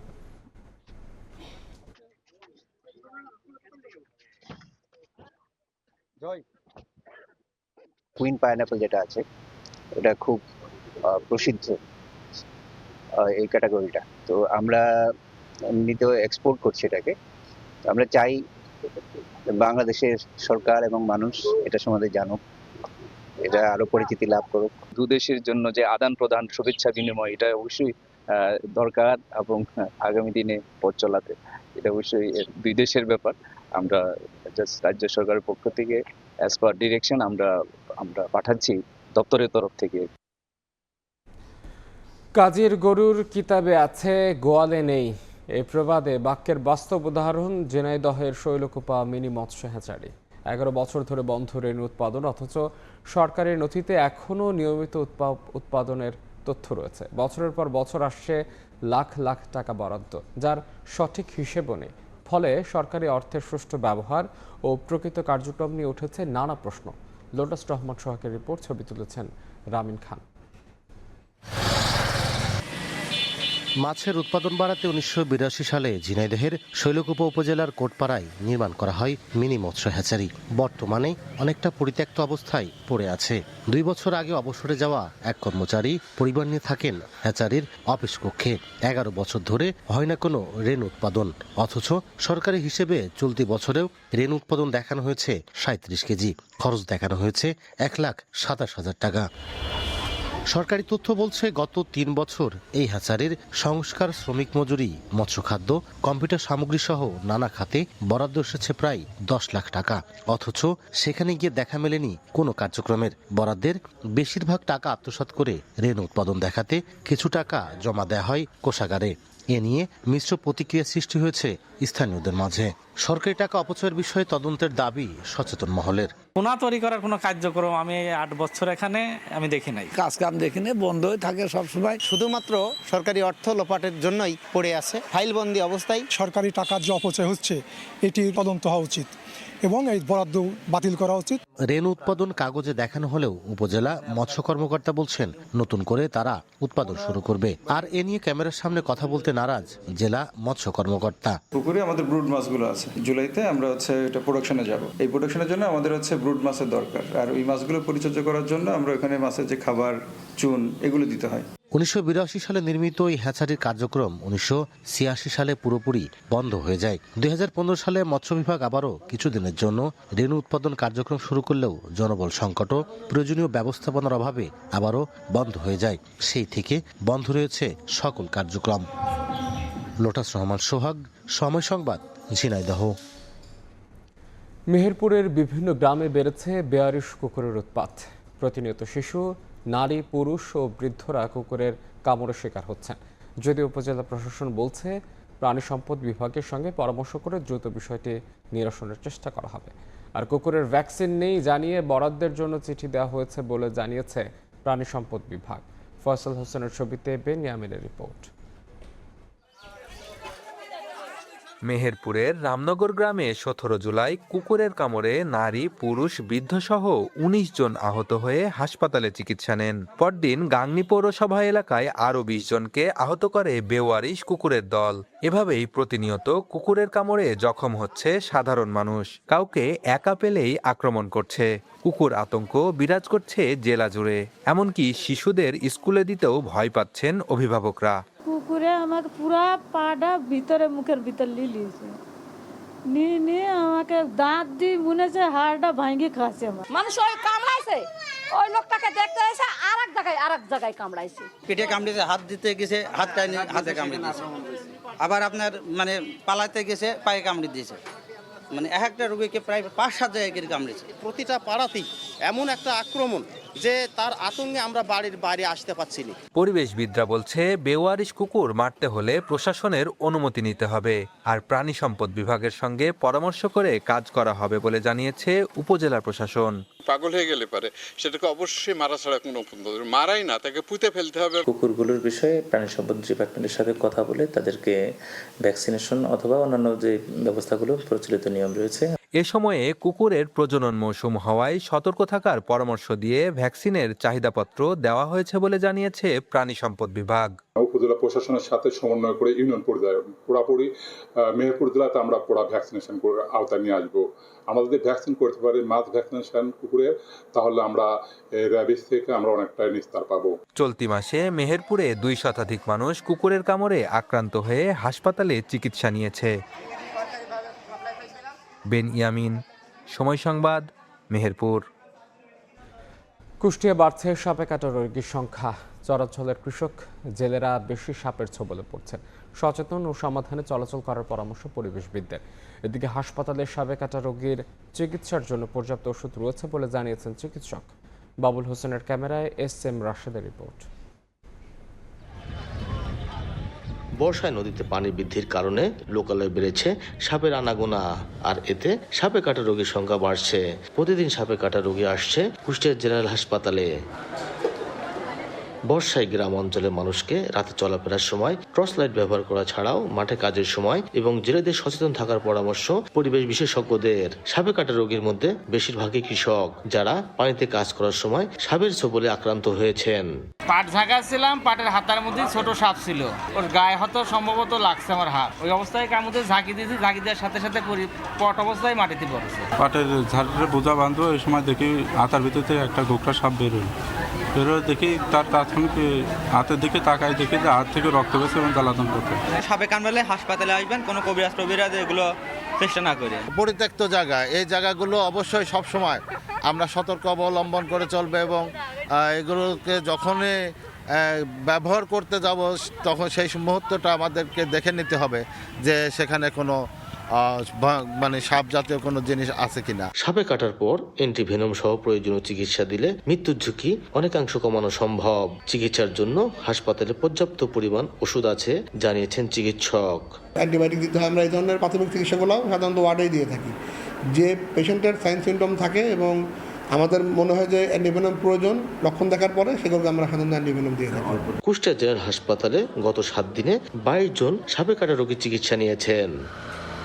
এস.এম. রাশেদ, সময় সংবাদ, কুষ্টিয়া। নেই লোকবল, ওষুধ, অক্সিজেন, জন্ম নিয়ন্ত্রণ উপকরণ, অ্যাম্বুলেন্স সেবা ও স্টাফদের বেতন বন্ধ 2 বছর ধরে। এমন পরিস্থিতি চুয়াডাঙ্গার মা ও শিশু কল্যাণ কেন্দ্রে। সমস্যার মাঝেও কার্যক্রম স্বাভাবিক রাখার চেষ্টা অব্যাহত রেখেছেন সংশ্লিষ্টরা। চিকিৎসা সেবা নিশ্চিতে দ্রুত সমস্যার সমাধানের দাবি স্থানীয়দের। মাহফুজ মামুনের তথ্য ও আয়মান আহমেদ আনিসের ছবি নিয়ে রিপোর্ট। চুয়াডাঙ্গার টাউন ফুটবল মাঠের পাশে 1959 সালে 1.5 বিঘা জমির ওপর গড়ে ওঠে মা ও শিশু কল্যাণ কেন্দ্র। প্রতিষ্ঠার পর থেকেই গর্ভবতী নারী, নবজাতক, শিশু ও পরিবার পরিকল্পনা সহ সব ধরনের সেবা দেয়া হয় বিনামূল্যে। তবে হাসপাতালটিতে গেল 2 বছর যাবৎ বন্ধ ওষুধ ও অক্সিজেন সরবরাহ। নর্মাল ডেলিভারি ও সিজারিয়ানদের জন্য প্রয়োজনীয় ওষুধ রোগীদের কিনতে হয় বাইরে থেকে। কেন্দ্রটির পুরাতন ভবন স্টাফ কোয়ার্টারও ব্যবহারের অনুপযোগী হয়ে পড়েছে। হাসপাতালটিতে বর্তমানে 8টি পদের বিপরীতে 4 জন দায়িত্ব পালন করছেন। Medical attendance, nursing attendant, ambulance চালক ও পরিচ্ছন্নতা কর্মীর পদ শূন্য দীর্ঘদিন ধরে। কোনো কিছু না থাকলেও ভালো সেবা পাওয়ায় এখনও চিকিৎসা নিতে আসেন রোগীরা। কোনো ওষুধপত্র নেই, এজন্য আমরা রোগীদের পর্যাপ্ত সেবা দিতে পারছি না। যদি আমাদের পর্যাপ্ত মেডিসিন দেওয়া হতো তাহলে আমাদের রোগীদের ঠিকমতো সেবা দিতে পারতাম। পরিপূর্ণভাবে পরিচালনা হোক, মা ও শিশুরা যেভাবে আগে সেবা পেত সেভাবে যেন সঠিকভাবে সেবাগুলো পায়। অক্সিজেন আগে সাপ্লাই দিতে, এখন সেটাও নেই। অ্যাম্বুলেন্স নাই, আমাদের ইমার্জেন্সি হিসাবে রোগী কোথাও পাঠাবো জরুরি ভিত্তিতে, সেটাও আমরা দিতে পারি না। নানা সমস্যার মাঝেও সেবা দিতে কাজ করে যাচ্ছেন চিকিৎসকরা। তবে সমস্যা সমাধানের আশ্বাস পরিবার পরিকল্পনা পরিচালকের। আগে যে সেবাটা দিতে পারতাম, যত বেশি পরিমাণে দিতে পারতাম, সেটা এই মুহূর্তে আসলে দিতে পারছি না, অনেকটাই কমে গেছে। আগের যে আমাদের যে রোগীর ফ্লো বা আমাদের যে ডেলিভারির সংখ্যা, নর্মাল ডেলিভারি বা সিজারিয়ান ডেলিভারির যে সংখ্যাটা ছিল, সেটা আগের থেকে অনেকটাই কমে গিয়েছে। সারা দেশের সকল পরিচালকদের একটা মিটিং আছে, সেই মিটিংয়ে আমাদেরকে এই যে কোন কোন জিনিসগুলো পাইপলাইনে আছে, আমাদের জন্ম নিয়ন্ত্রণ সামগ্রী, অন্যান্য বিষয় এবং বাজেট, এগুলা দেওয়ার নির্দেশনা দেওয়া হবে এবং সেই জায়গাগুলো যাতে আমরা একে কোনো মিসইউজ না হয়, সুন্দরভাবে এটা যাতে করা হয়। মা ও শিশু কল্যাণ কেন্দ্রে 2026 সালের জানুয়ারি মাস থেকে জুন মাস পর্যন্ত চিকিৎসা সেবা নিয়েছেন প্রায় 4000 মানুষ, যা অন্য সময়ের চেয়ে অর্ধেকের কম। সময় সংবাদ, চুয়াডাঙ্গা। 6 বছর আগে উদ্বোধন হলেও এখনও নিজস্ব স্থায়ী ক্যাম্পাস পায়নি মাগুরা মেডিকেল কলেজ। এতে সীমিত সুযোগ সুবিধার মধ্যেই চলছে পাঠদান ও চিকিৎসা সেবা। স্থায়ী ক্যাম্পাস না থাকায় শিক্ষক, শিক্ষার্থী ও রোগীদের পোহাতে হচ্ছে নানা ভোগান্তিতে। দ্রুত স্থায়ী ক্যাম্পাস নির্মাণের দাবি স্থানীয়দের। মাগুরা থেকে লোটাস রহমান সোহাগের রিপোর্ট, ছবি তুলেছেন রামিম খান। 2019 সালে যাত্রা শুরু করে মাগুরা মেডিকেল কলেজ। বর্তমানে 250 শয্যা মাগুরা সদর হাসপাতালের একটি অংশে পরিচালিত হচ্ছে শিক্ষা কার্যক্রম। একই স্থানে চলছে ক্লাস, ল্যাব কার্যক্রম ও রোগীদের চিকিৎসা সেবা। স্থায়ী ভবন না থাকায় পর্যাপ্ত ক্লাসরুম, ল্যাবরেটরি সংকটে ব্যাহত হচ্ছে শিক্ষা কার্যক্রম। অপরদিকে ক্যাম্পাস না থাকায় নানা সুবিধা বঞ্চিত হচ্ছেন শিক্ষার্থীরা। আর রোগীদের উন্নত চিকিৎসার জন্য যেতে হচ্ছে ফরিদপুর বা ঢাকায়। স্থানীয়রা বলছেন, দ্রুত স্থায়ী ক্যাম্পাস নির্মাণ হলে উন্নত চিকিৎসা সেবার পাশাপাশি জেলার শিক্ষা ও অর্থনৈতিক উন্নয়নেও গুরুত্বপূর্ণ ভূমিকা রাখবে মেডিকেল কলেজটি। হাসপাতালের একটি অংশ পিছনের সাইডটাকে নিয়ে এখানে গড়ে তোলা হয়েছে মাগুরা মেডিকেল কলেজ। তো ফ্যাকাল্টির যে ডেফিসিয়েন্সি বা টিচারের যে স্বল্পতা, এটা তো আসলে আমাদেরকে অনেক বেশি ভোগাচ্ছে। এবং আমাদের ল্যাবরেটরি যেগুলো আছে সেগুলোকে আরও বেশি উন্নত করা হোক। স্থায়ী ক্যাম্পাসের জন্য আমাদের যে প্রকল্প, যেটা আমরা ডিপিপি বলি, সেটা মোটামুটি কমপ্লিট অবস্থায় মন্ত্রণালয়ে আছে, যেটা এখন শুধুমাত্র একনেকের অনুমোদনের অপেক্ষায়।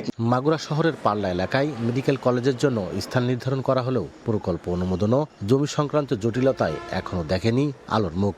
তবে স্বাস্থ্য বিভাগ বলছে দ্রুত শুরু হবে জমি অধিগ্রহণের কাজ। মেডিকেল কলেজ হাসপাতাল যেটা একটা স্থাপনা নাই, কিন্তু তাদের জনবল আছে, সেই জনবল দিয়ে এবং মেডিকেল কলেজের জনবল দিয়ে আমরা শিক্ষা ব্যবস্থা চালিয়ে যাচ্ছি। আশা করি খুব দ্রুতই মেডিকেল কলেজের জমি অধিগ্রহণের কাজ শুরু হবে। মাগুরা সদর হাসপাতালে 2018-19 সেশনে মেডিকেল কলেজের শিক্ষা কার্যক্রম শুরু হয়। বর্তমানে শিক্ষার্থী রয়েছে 329 জন।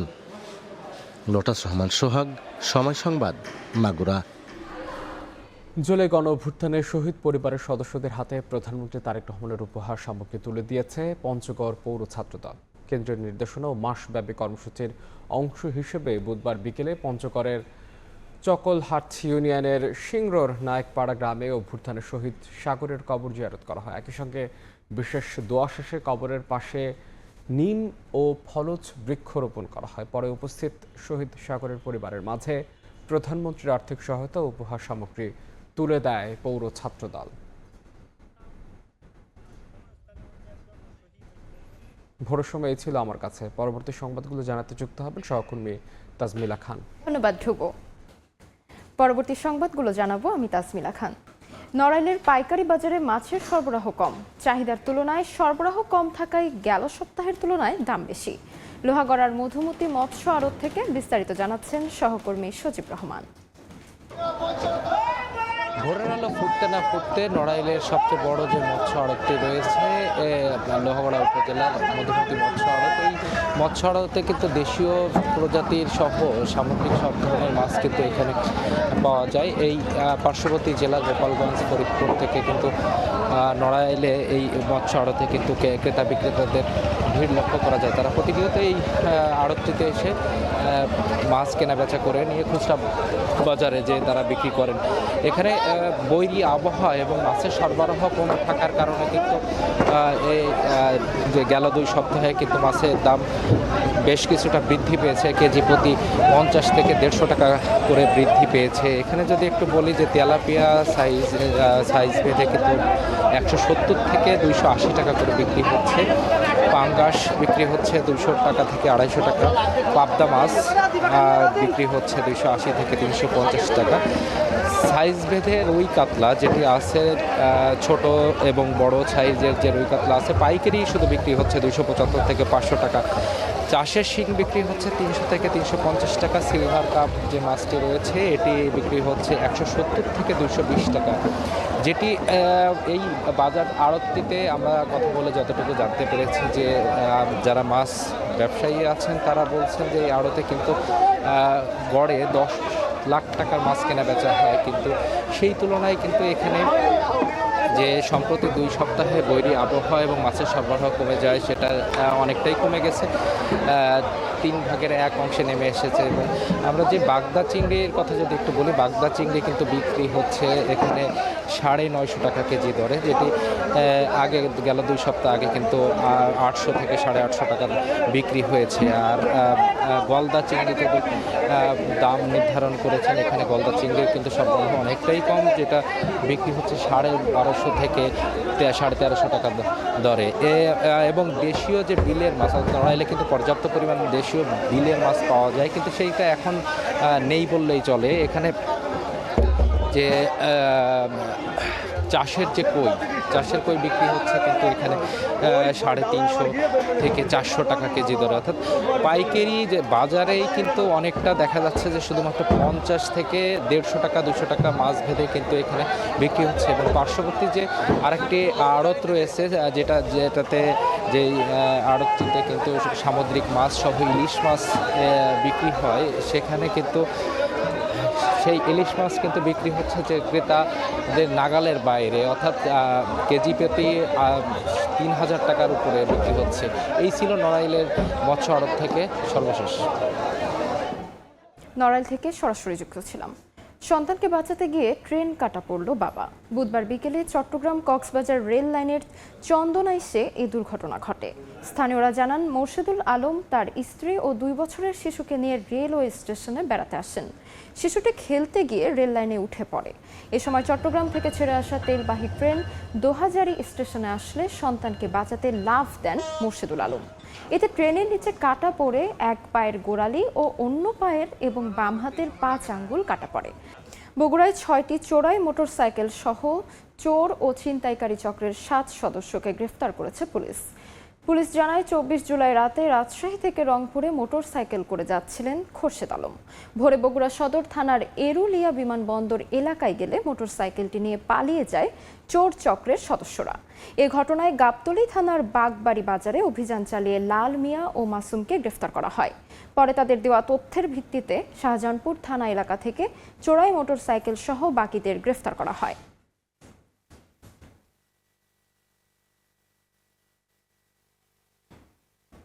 পটুয়াখালীতে টমটমের ধাক্কায় নারী নিহত হয়েছেন। বুধবার বিকেলে শহরের লতিফ স্কুল রোড এলাকায় এই দুর্ঘটনা ঘটে। স্বজনরা জানায়, মেয়েকে সঙ্গে নিয়ে বাড়ি থেকে বের হন হোসেনিয়ারা বেগম। লতিফ রোড স্কুল এলাকায় সড়কের পাশে দিয়ে হাঁটার সময় পেছন থেকে সিমেন্টবাহী টমটম তাকে ধাক্কা দেয়।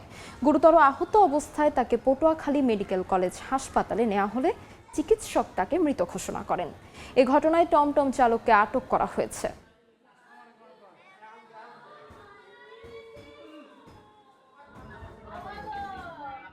ময়মনসিংহে বিদ্যুৎপৃষ্ট হয়ে প্রাণ গেছে 2 নির্মাণ শ্রমিকের। এদিকে গাইবান্ধায় বিদ্যুৎপৃষ্ট হয়ে প্রাণ গেছে 2 ব্যক্তির। বুধবার দুপুরে ত্রিশাল পৌরসভার দাইপাড়া এলাকায় একটি নির্মাণাধীন ভবনের পাশে থাকা উচ্চ ক্ষমতা সম্পন্ন বিদ্যুৎ লাইনের সংস্পর্শে চলে যায় 2 জন। এতে বিদ্যুৎপৃষ্ট হয়ে জিসান ও সিরাজুল নামে 2 শ্রমিক নিচে পড়ে গুরুতর আহত হন। পরে উপজেলা স্বাস্থ্য কমপ্লেক্সে নিয়ে নিলে চিকিৎসকরা তাদের মৃত ঘোষণা করেন। এছাড়া গাইবান্ধার গোবিন্দগঞ্জের দাঁড়াপাড়া এলাকায় গাছ কাটার সময় পল্লী বিদ্যুতের মেইন তারের উপর পড়ে বিদ্যুৎপৃষ্ট হয়ে ঘটনাস্থলেই মারা যান গোলাম মাওলা। আর গুরুতর আহত আজিম উদ্দিনকে হাসপাতালে নিলে চিকিৎসাধীন অবস্থায় তার মৃত্যু হয়।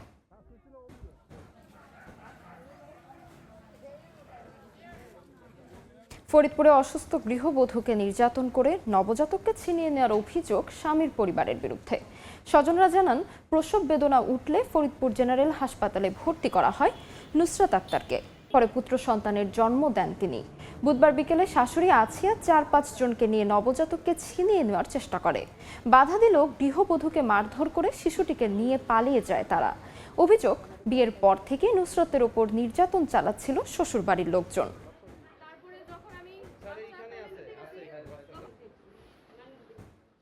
নারায়ণগঞ্জের রূপগঞ্জে যাবজ্জীবন মামলায় সাজাপ্রাপ্ত আসামি ও মাদক ব্যবসায়ী সহ 3 জনকে গ্রেফতার করেছে পুলিশ।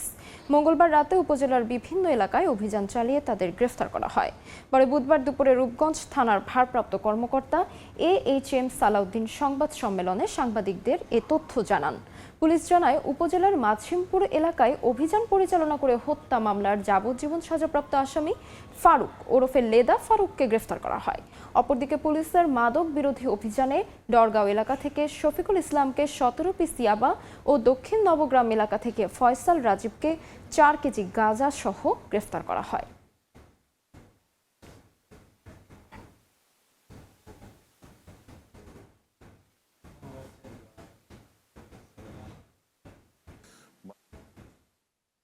ভোরের সময় আরো থাকছে, বাংলাদেশে আশ্রয় নেওয়া 3 লাখ রোহিঙ্গাকে ফিরিয়ে নিতে সম্মত নেপিদো, জানালেন মালয়েশিয়ার প্রধানমন্ত্রী।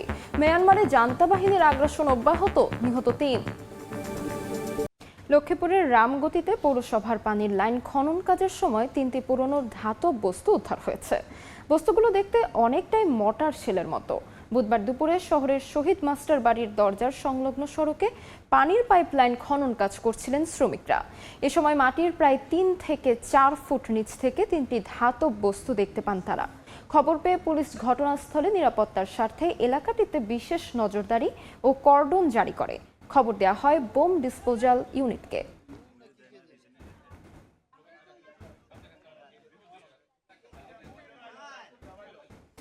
বিকাশ ডিস্ট্রিবিউশনের কাছ থেকে 2,35 লাখ টাকা আত্মসাতের পর ভারতে পালিয়ে যাওয়ার সময় 2 কর্মকর্তাকে আটক করেছে পুলিশ। এ সময় তাদের কাছ থেকে উদ্ধার করা হয়েছে 72 লাখ টাকা। বুধবার রাতে আশুলিয়ার জামগড়া এলাকা থেকে তাদের আটক করা হয়। পুলিশ জানায়, বিকাশের আলামিন ও ইউসুফ রায়হান প্রতারণার মাধ্যমে 2,35 লাখ টাকা উত্তোলন করে ভারতে পালিয়ে যাওয়ার চেষ্টা করে। বিষয়টি পুলিশকে জানালে অভিযান চালিয়ে তাদের আটক করা হয়।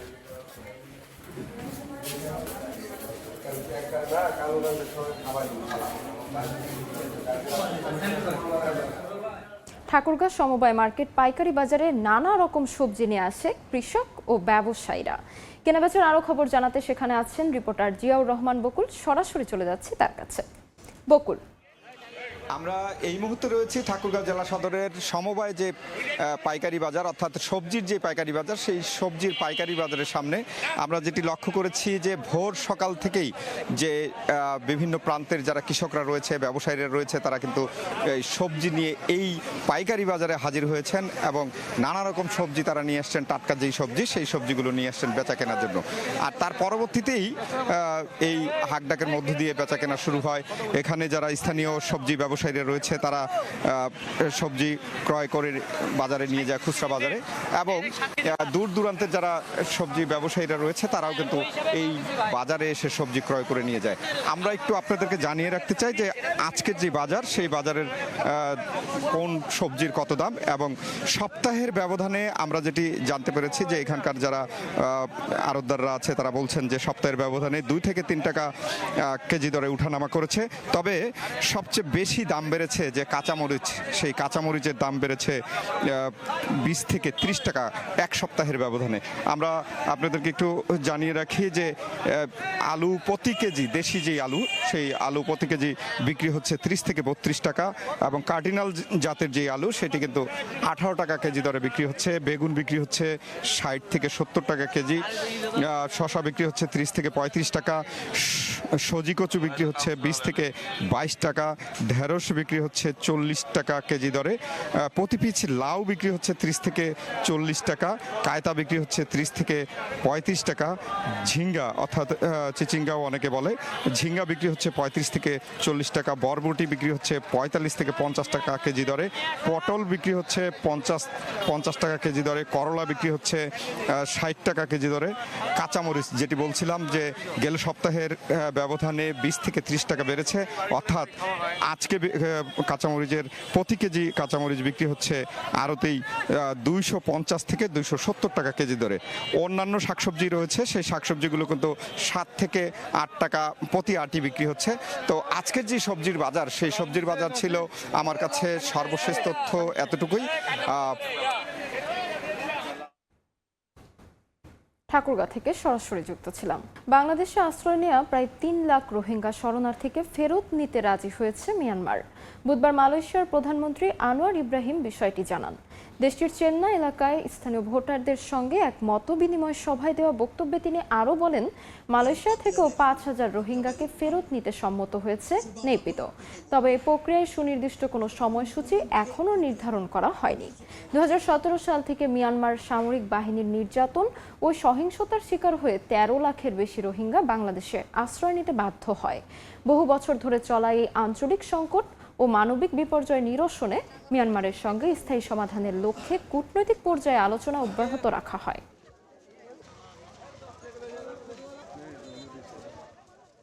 মিয়ানমারের সামরিক সরকার বৃহস্পতিবার থেকে রাখাইনের বিভিন্ন বেসামরিক লক্ষ্যবস্তুতে বিমান হামলা চালিয়েছে। এ হামলায় একজন গর্ভবতী নারী সহ ৩ জন বেসামরিক নাগরিক নিহত এবং আরও ২৭ জন আহত হয়েছেন। এদিকে অনলাইন স্ক্যামে বাধ্য করা ব্যক্তিদের বিরুদ্ধে মৃত্যুদণ্ডের বিধান রেখে একটি আইন অনুমোদন করেছে মিয়ানমারের সেনা নিয়ন্ত্রিত সংসদ। এছাড়া মিয়ানমারের প্রধান সরকার বিরোধী জোট ঐক্যের জন্য বড় উদ্যোগ জোরদার করেছে।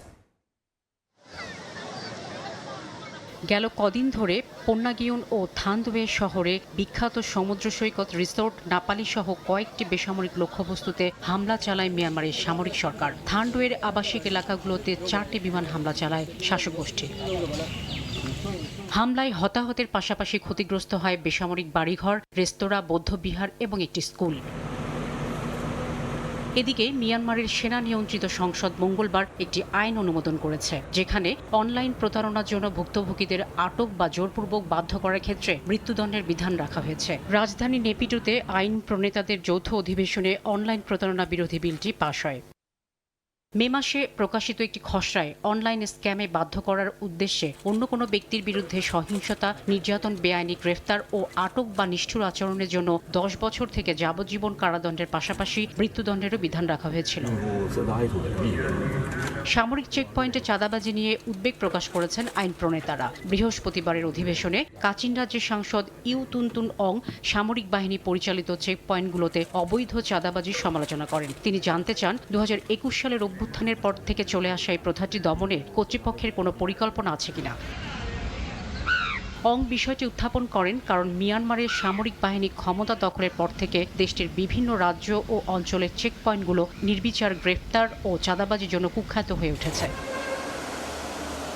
মিয়ানমারের প্রধান সরকার বিরোধী জোট ফেডারেল ডেমোক্রেটিক ইউনিয়ন গঠনের স্টিয়ারিং কাউন্সিল SCEF জানিয়েছে 1 সপ্তাহের মধ্যে 14টি ভিন্ন প্রতিরোধ সংগঠনের সাথে কৌশলগত আলোচনা করে ঐক্য জোরদারের পদক্ষেপ নিয়েছে তারা। এসব বৈঠকের লক্ষ্য ছিল প্রতিরোধ গোষ্ঠীগুলোর মধ্যে সহযোগিতা বৃদ্ধি এবং সম্মিলিত নেতৃত্ব গড়ে তোলা। শাফিনা সুলতানা, সময় সংবাদ। ইরানে ফের ব্যাপক হামলা চালিয়েছে যুক্তরাষ্ট্র। বৃহস্পতিবার মার্কিন সেন্ট্রাল কমান্ড আক্রমণের বিষয়টি নিশ্চিত করে।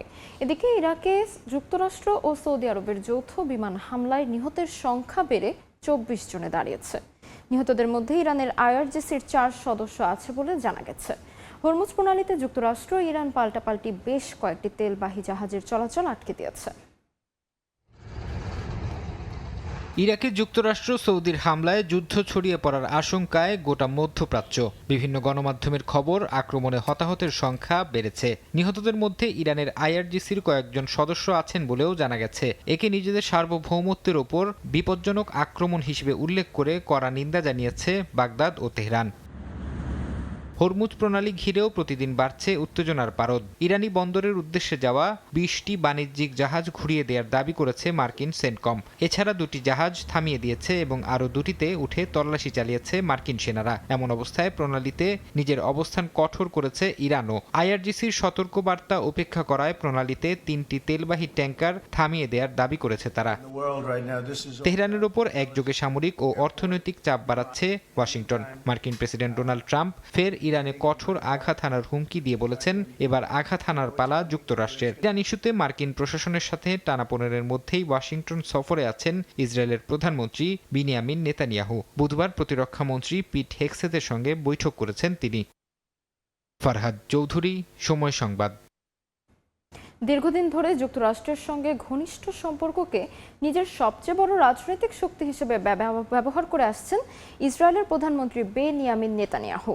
তবে ইরান যুদ্ধ, আঞ্চলিক কূটনীতি এবং ওয়াশিংটনের পরিবর্তিত অবস্থানের পর সেই ট্রাম্প কার্ড আগের মতো কার্যকর আছে কিনা এ নিয়ে শুরু হয়েছে জোর আলোচনা।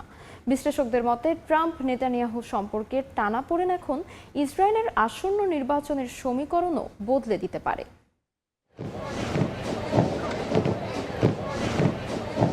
বহু বছর ধরেই যুক্তরাষ্ট্রের সঙ্গে নিজের ব্যক্তিগত সম্পর্ককে রাজনৈতিক সম্পদ হিসেবে তুলে ধরেছেন বিনিয়ামিন নেতানিয়াহু। যুক্তরাষ্ট্রে বেড়ে ওঠার অভিজ্ঞতা এবং ওয়াশিংটনের রাজনীতিতে তার দীর্ঘ যোগাযোগ তাকে ইসরায়েলের অপরিহার্য নেতা হিসেবে প্রতিষ্ঠা করতে সহায়তা করেছে। ডোনাল্ড ট্রাম্পের সঙ্গে তার ঘনিষ্ঠতাও ছিল সেই কৌশলের সবচেয়ে বড় ভিত্তি। কিন্তু ইরানের বিরুদ্ধে যুদ্ধের পর মধ্যপ্রাচ্যের বাস্তবতা বদলাতে শুরু করায় সেই সম্পর্কের কার্যকরিতা নিয়েই এখন প্রশ্ন উঠছে।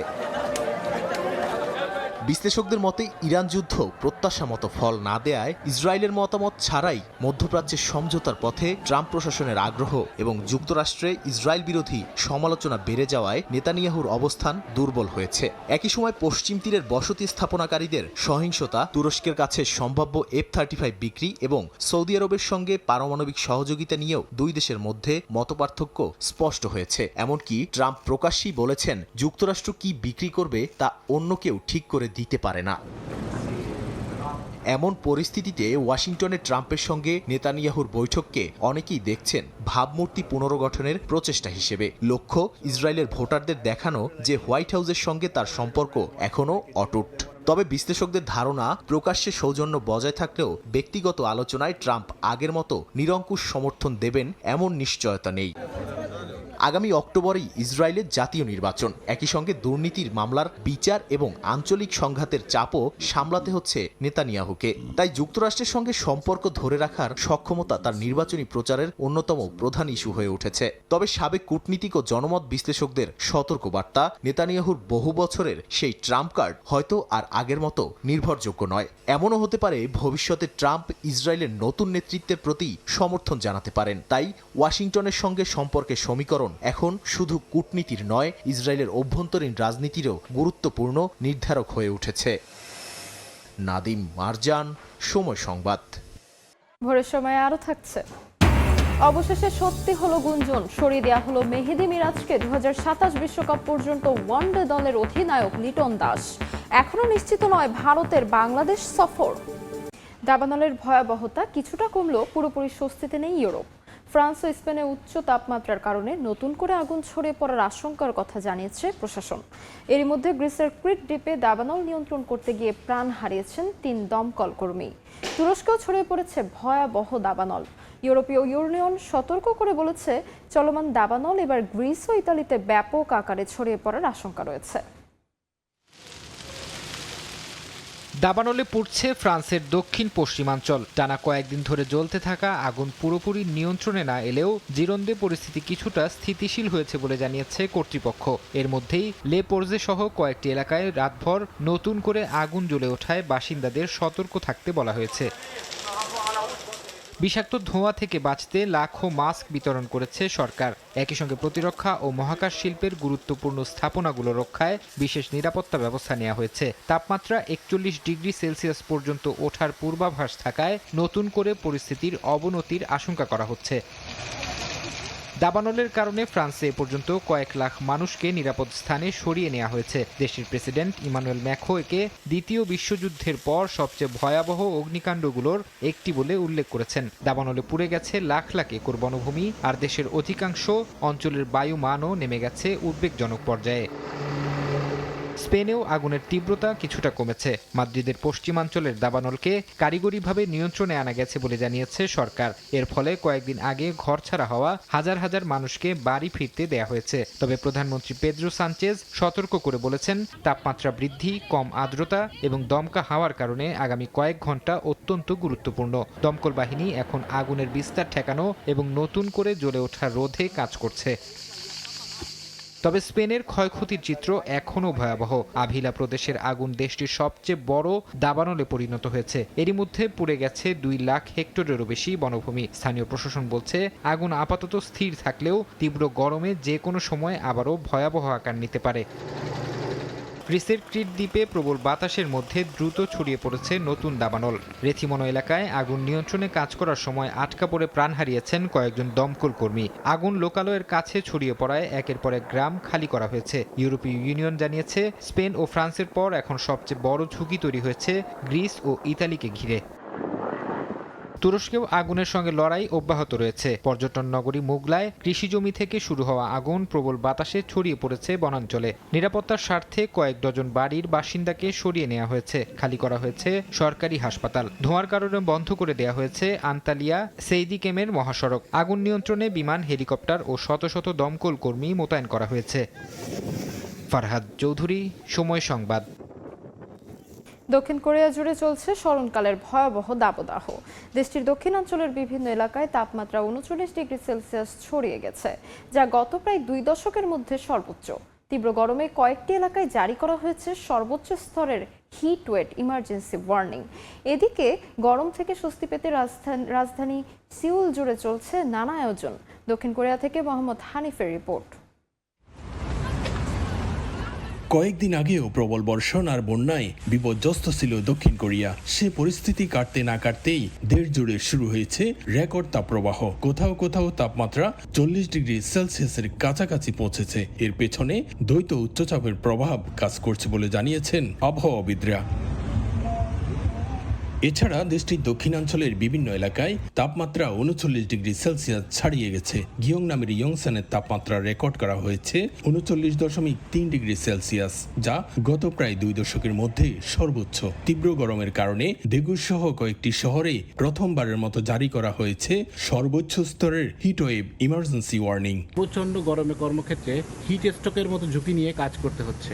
মাঝে মধ্যে বৃষ্টি হলেও গরমের তীব্রতা যেন কোনোভাবেই কমছে না। এই গরমের মধ্যে কাজ করা অনেক কষ্টকর, বিশেষ করে যারা বাইরে রোদের মধ্যে কাজ করেন তাদের কষ্টটা আরো অনেক বেশি।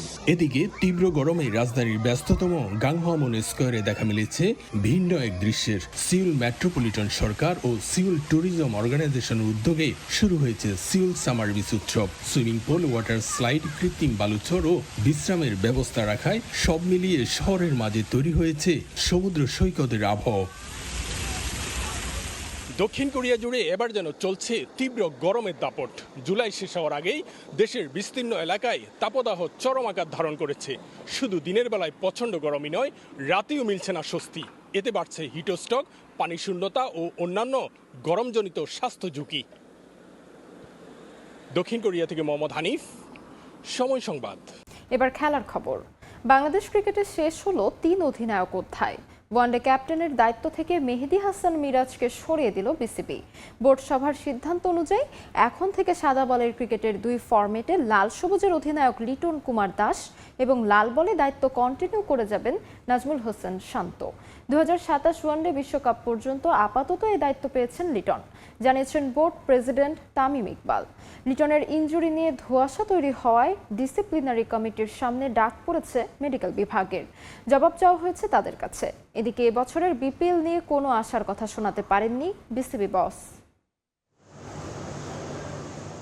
বেশ ঘটা করেই আমিনুল ইসলাম বুলবুল 3 অধিনায়কের হাতে তুলে দিয়েছিলেন বাংলাদেশের ক্রিকেটকে। শান্ত, লিটন সে সময় বিষয়টি নিয়ে দ্বিমত প্রকাশ করলেও নিজেদের সিদ্ধান্তে অনড় ছিল বোর্ড। মিরাজের হাতে পড়ে খুব একটা খারাপ কাটেনি টাইগারদের এই ওয়ানডের পথ চলা। 24 ম্যাচে টস করতে নেমে 10 ম্যাচ জিতেছেন মেহেদী হাসান মিরাজ। উইন্ডিজ, নিউজিল্যান্ড, পাকিস্তান, অস্ট্রেলিয়ার বিপক্ষে সিরিজ জয়গুলো পক্ষে দাঁড়াবে তার।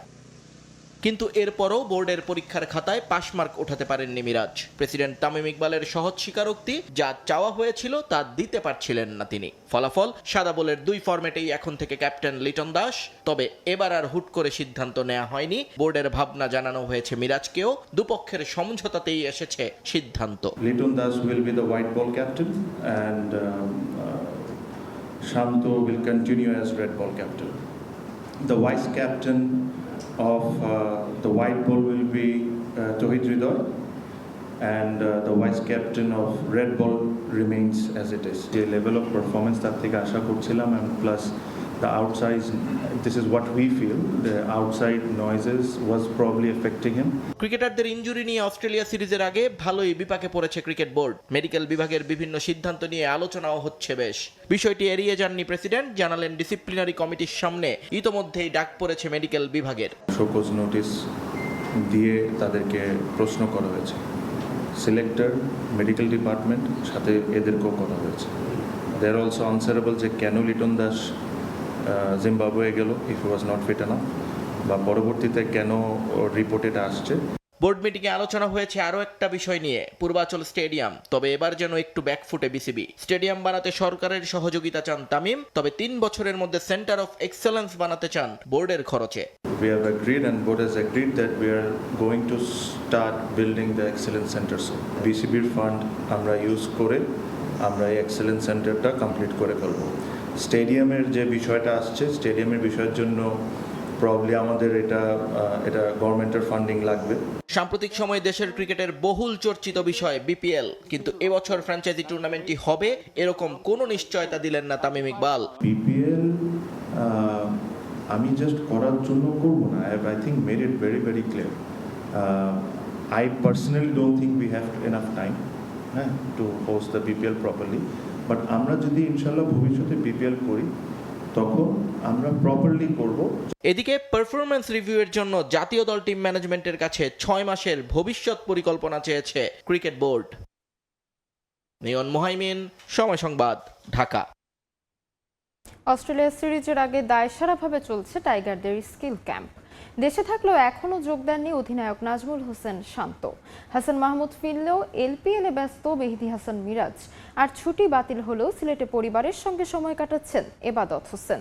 সন্তানের অসুস্থতায় ব্যাটিং কোচ মোহাম্মদ আশরাফুলও অনুপস্থিত। সেন্টার উইকেটের পাশে লিটন দাস নিজে অনুশীলন করতে না পারলেও দেখিয়ে দিচ্ছেন টাইগারদের ক্যাম্পে লিটনই যেন অলিখিত ব্যাটিং কোচ। এছাড়া উপায় কই, সন্তানের অসুস্থতায় ছুটিতে আছেন নিয়মিত ব্যাটিং কোচ মোহাম্মদ আশরাফুল। ব্যাটারদের ভুল ত্রুটি শোধরাচ্ছেন এইচপির দায়িত্ব নেয়া মোহাম্মদ সালাউদ্দিন। অথচ অস্ট্রেলিয়া সিরিজের আগে ব্যাটিং ইউনিটেই দেওয়ার কথা ছিল সর্বোচ্চ গুরুত্ব। বিশেষ করে জিম্বাবুয়ে সিরিজের হতশ্রী অবস্থা চিন্তা বাড়িয়েছে আরও বেশি। সে চিন্তা নীতি নির্ধারক কিংবা টিম ম্যানেজমেন্টের আছে কিনা তা নিয়ে প্রশ্ন তোলাই যায়, কারণ স্কিল ট্রেনিং ক্যাম্প চলছে দায়সারাভাবে। এখনো যোগ দেননি অধিনায়ক নাজমুল হোসেন শান্ত। মেহেদী হাসান মিরাজ এলপিএল শেষে দেশে ফিরেছেন ঠিকই, তবে শুরু হয়নি তার লাল বলের প্রস্তুতি। নেই এবাদত হোসেনও, তার ছুটি বাতিল হলেও এখনো আছেন সিলেটে। এদিকে পেস বোলার আর ফিল্ডারদের অনুশীলন চলছে ভারপ্রাপ্ত লোকাল কোচদের অধীনে।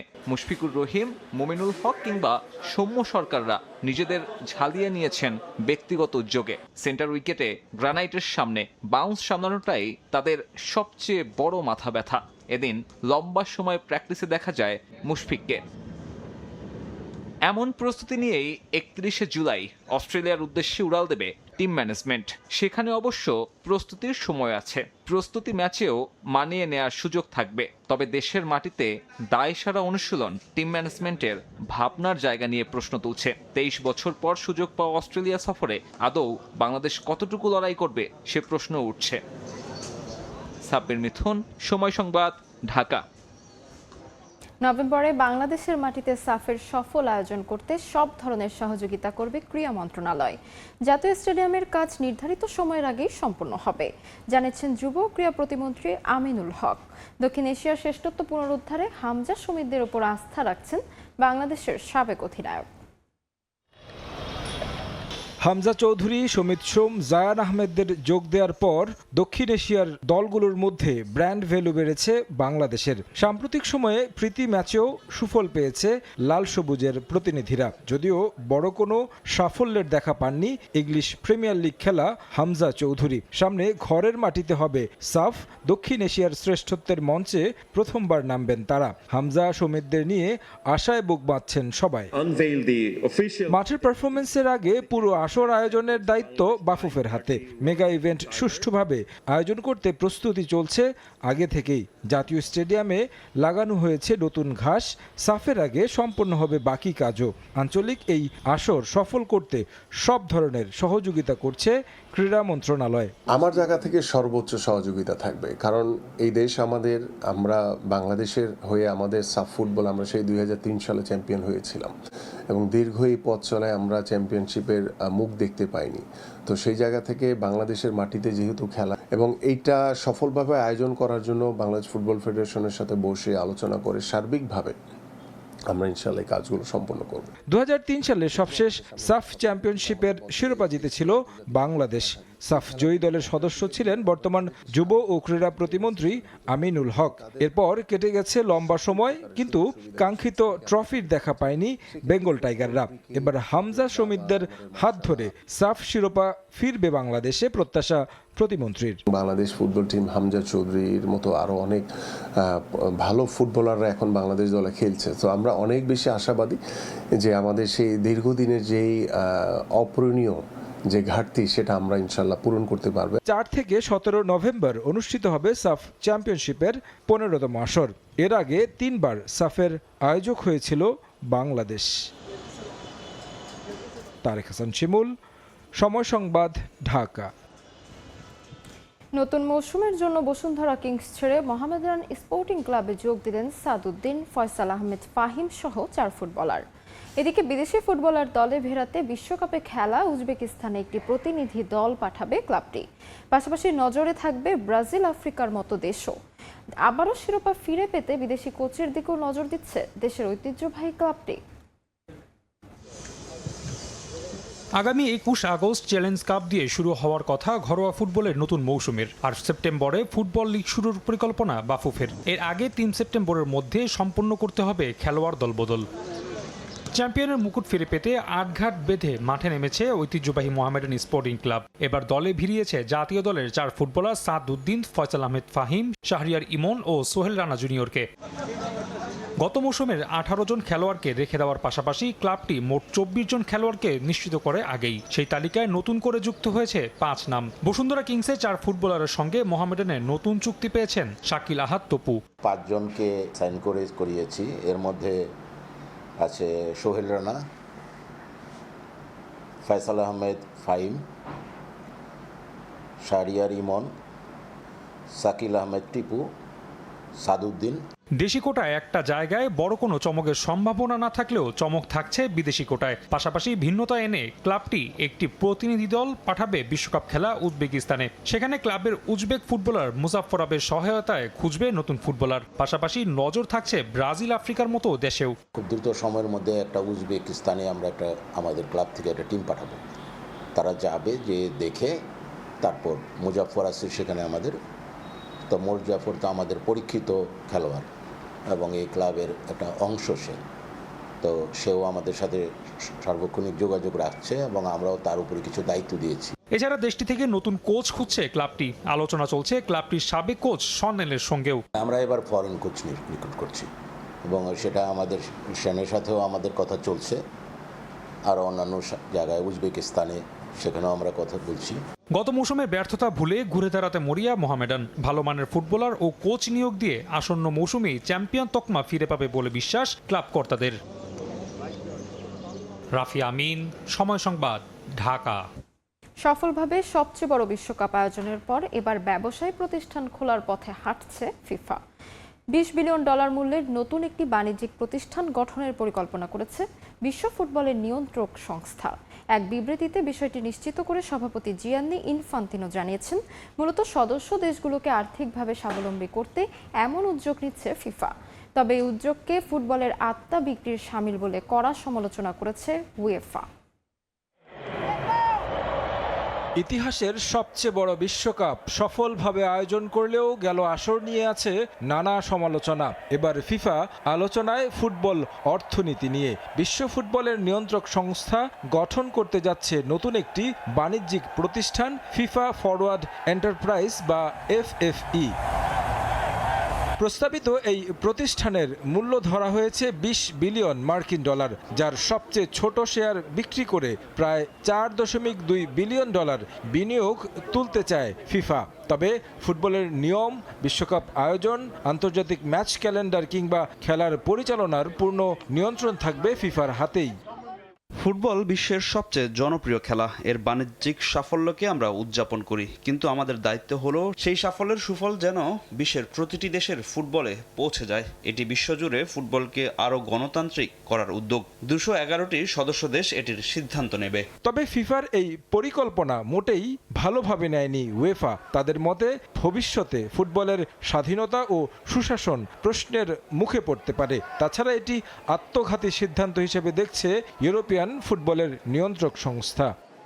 এটি এমন একটি সীমা অতিক্রম করেছে যা ফুটবলের নিয়ন্ত্রক সংস্থাগুলোর কখনোই করা উচিত নয়। ফুটবলের আত্মা এবং এর শাসন ব্যবস্থা কোনো বেচাকেনার সম্পদ নয়। ফুটবল ফিফার একার সম্পত্তি নয়, তাই এটি বিক্রি করার অধিকারও তাদের নেই।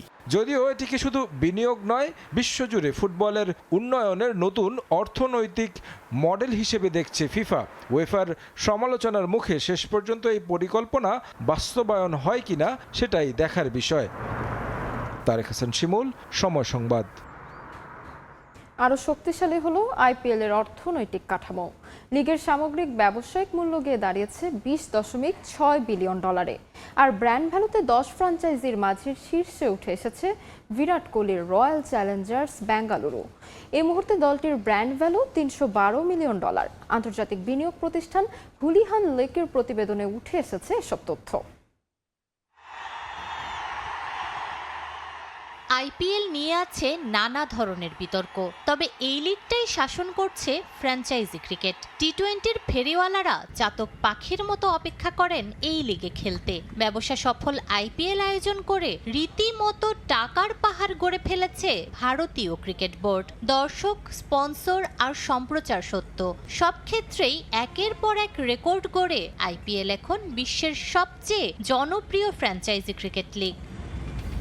আন্তর্জাতিক বিনিয়োগ প্রতিষ্ঠান হুলিহান লোকির 2026 সালের প্রতিবেদনে বলা হয়েছে আইপিএল এর মোট ব্যবসায়িক মূল্য প্রথমবারের মতো বেড়ে দাঁড়িয়েছে $20.6 বিলিয়ন।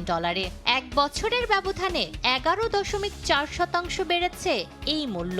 একই সঙ্গে লিগটির ব্র্যান্ড ভ্যালু বেড়ে হয়েছে $4.3 বিলিয়ন। এবারের প্রতিবেদনে সবচেয়ে বড় চমক ফ্র্যাঞ্চাইজিগুলোর তালিকায় $312 মিলিয়ন ব্র্যান্ড মূল্য নিয়ে প্রথমবারের মতো শীর্ষে উঠে এসেছে রয়্যাল চ্যালেঞ্জার্স বেঙ্গালুরু। দ্বিতীয় স্থানে মুম্বাই ইন্ডিয়ান্স, তৃতীয় কলকাতা নাইট রাইডার্স, আর দীর্ঘদিন শীর্ষে থাকা চেন্নাই সুপার কিংস নেমে গেছে চতুর্থ স্থানে। এরপর যথাক্রমে আছে Sunrisers Hyderabad, Rajasthan Royals, Punjab Kings, Gujarat Titans, Delhi Capitals এবং লখনৌ সুপার জায়ান্টস। প্রতিবেদনে আরও বলা হয়েছে সম্প্রচার সত্য, স্পন্সরশিপ, টিকিট বিক্রি এবং ডিজিটাল প্ল্যাটফর্মে বিপুল দর্শক বৃদ্ধির কারণেই আইপিএল এর মূল্য দ্রুত বেড়েছে। 2026 সালে রেকর্ড দামে আরসিবি ও রাজস্থান রয়্যালসের মালিকানা পরিবর্তনও প্রমাণ করেছে বিশ্বের বড় বড় বিনিয়োগকারীদের কাছে আইপিএল এখন আগ্রহের কেন্দ্রবিন্দু। 2008 সালে 8টি দল নিয়ে যাত্রা শুরু করেছিল ইন্ডিয়ান প্রিমিয়ার লিগ। শুরু থেকেই ক্রিকেট, বিনোদন আর ব্যবসাকে এক সুতোয় গেঁথে নতুন এক মডেল তৈরি করে আইপিএল। সময়ের সঙ্গে বিশ্বের সেরা ক্রিকেটারদের মিলন মেলায় পরিণত হয় এই টুর্নামেন্ট। ক্রিকেট মাঠের লড়াইয়ের পাশাপাশি জমে উঠেছে ব্যবসায়িক হিসেব নিকেশও। $20 বিলিয়ন মাইলফলক ছুঁয়ে ভারতীয় এই ফ্র্যাঞ্চাইজি লিগ এখন বিশ্ব ক্রীড়াঙ্গনে জন্ম দিয়েছে নতুন আলোচনার। নূরে জান্নাত, সময় সংবাদ। এ পর্যায়ে শীর্ষ সংবাদগুলো জানিয়ে দিচ্ছি আরেকবার। গ্যাস পাম্পে আসি কিন্তু পাম্প বন্ধ করে দেয়। ঘন্টার পর ঘন্টা দাঁড়ায় আছি, গ্যাসও পাচ্ছি না। ইলেকট্রিসিটির বিলটা আসবে, ওই বিলের টাকা কমিশন থেকে আসবে না। গ্যাসের তীব্র সংকটে পাম্পে গাড়ির সারি, দিন দিন কমছে সরবরাহ। কলকারখানায় উৎপাদনও ব্যাহত, অতীতে গুরুত্ব না দেওয়ায় সংকট সমাধানের আশ্বাস প্রধানমন্ত্রীর। হবিগঞ্জে যাওয়ার পথে এনসিপির গাড়ি বহরে পুলিশের বাধা, বাহিনীর সদস্যদের সঙ্গে বাগবিতণ্ডা। 144 ধারা জারি থাকায় উত্তেজনা, 111 জনের নামে থানায় মামলা দায়ের। সংঘাত উস্কে দেওয়ার মতো বক্তব্য থেকে বিরত থাকতে সব দলের প্রতি রিজভির আহ্বান। ইসিতে বিএনপির লোক বসানোর অভিযোগ নিয়ে নির্বাচন কমিশনে জামায়াত। 24-এর এদিন প্রোফাইল লাল করে শাসকের মসনদ নড়িয়ে দেয় জনতা। আইডিয়া তারেক রহমানের বলছে ছাত্রদল। 6 সমন্বয়ককে ডিবিতে রাখা নিয়ে প্রশ্ন তোলে সর্বোচ্চ আদালত। এবং টুথপেস্টে মাইক্রোপ্লাস্টিকের উপস্থিতি নিয়ে আতঙ্ক, ঝুঁকির মাত্রা নিয়ে আরও নিরীক্ষার পরামর্শ বিশেষজ্ঞের। উপাদান ব্যবহারে নতুন করে মান নির্ধারণ করবে বিএসটিআই।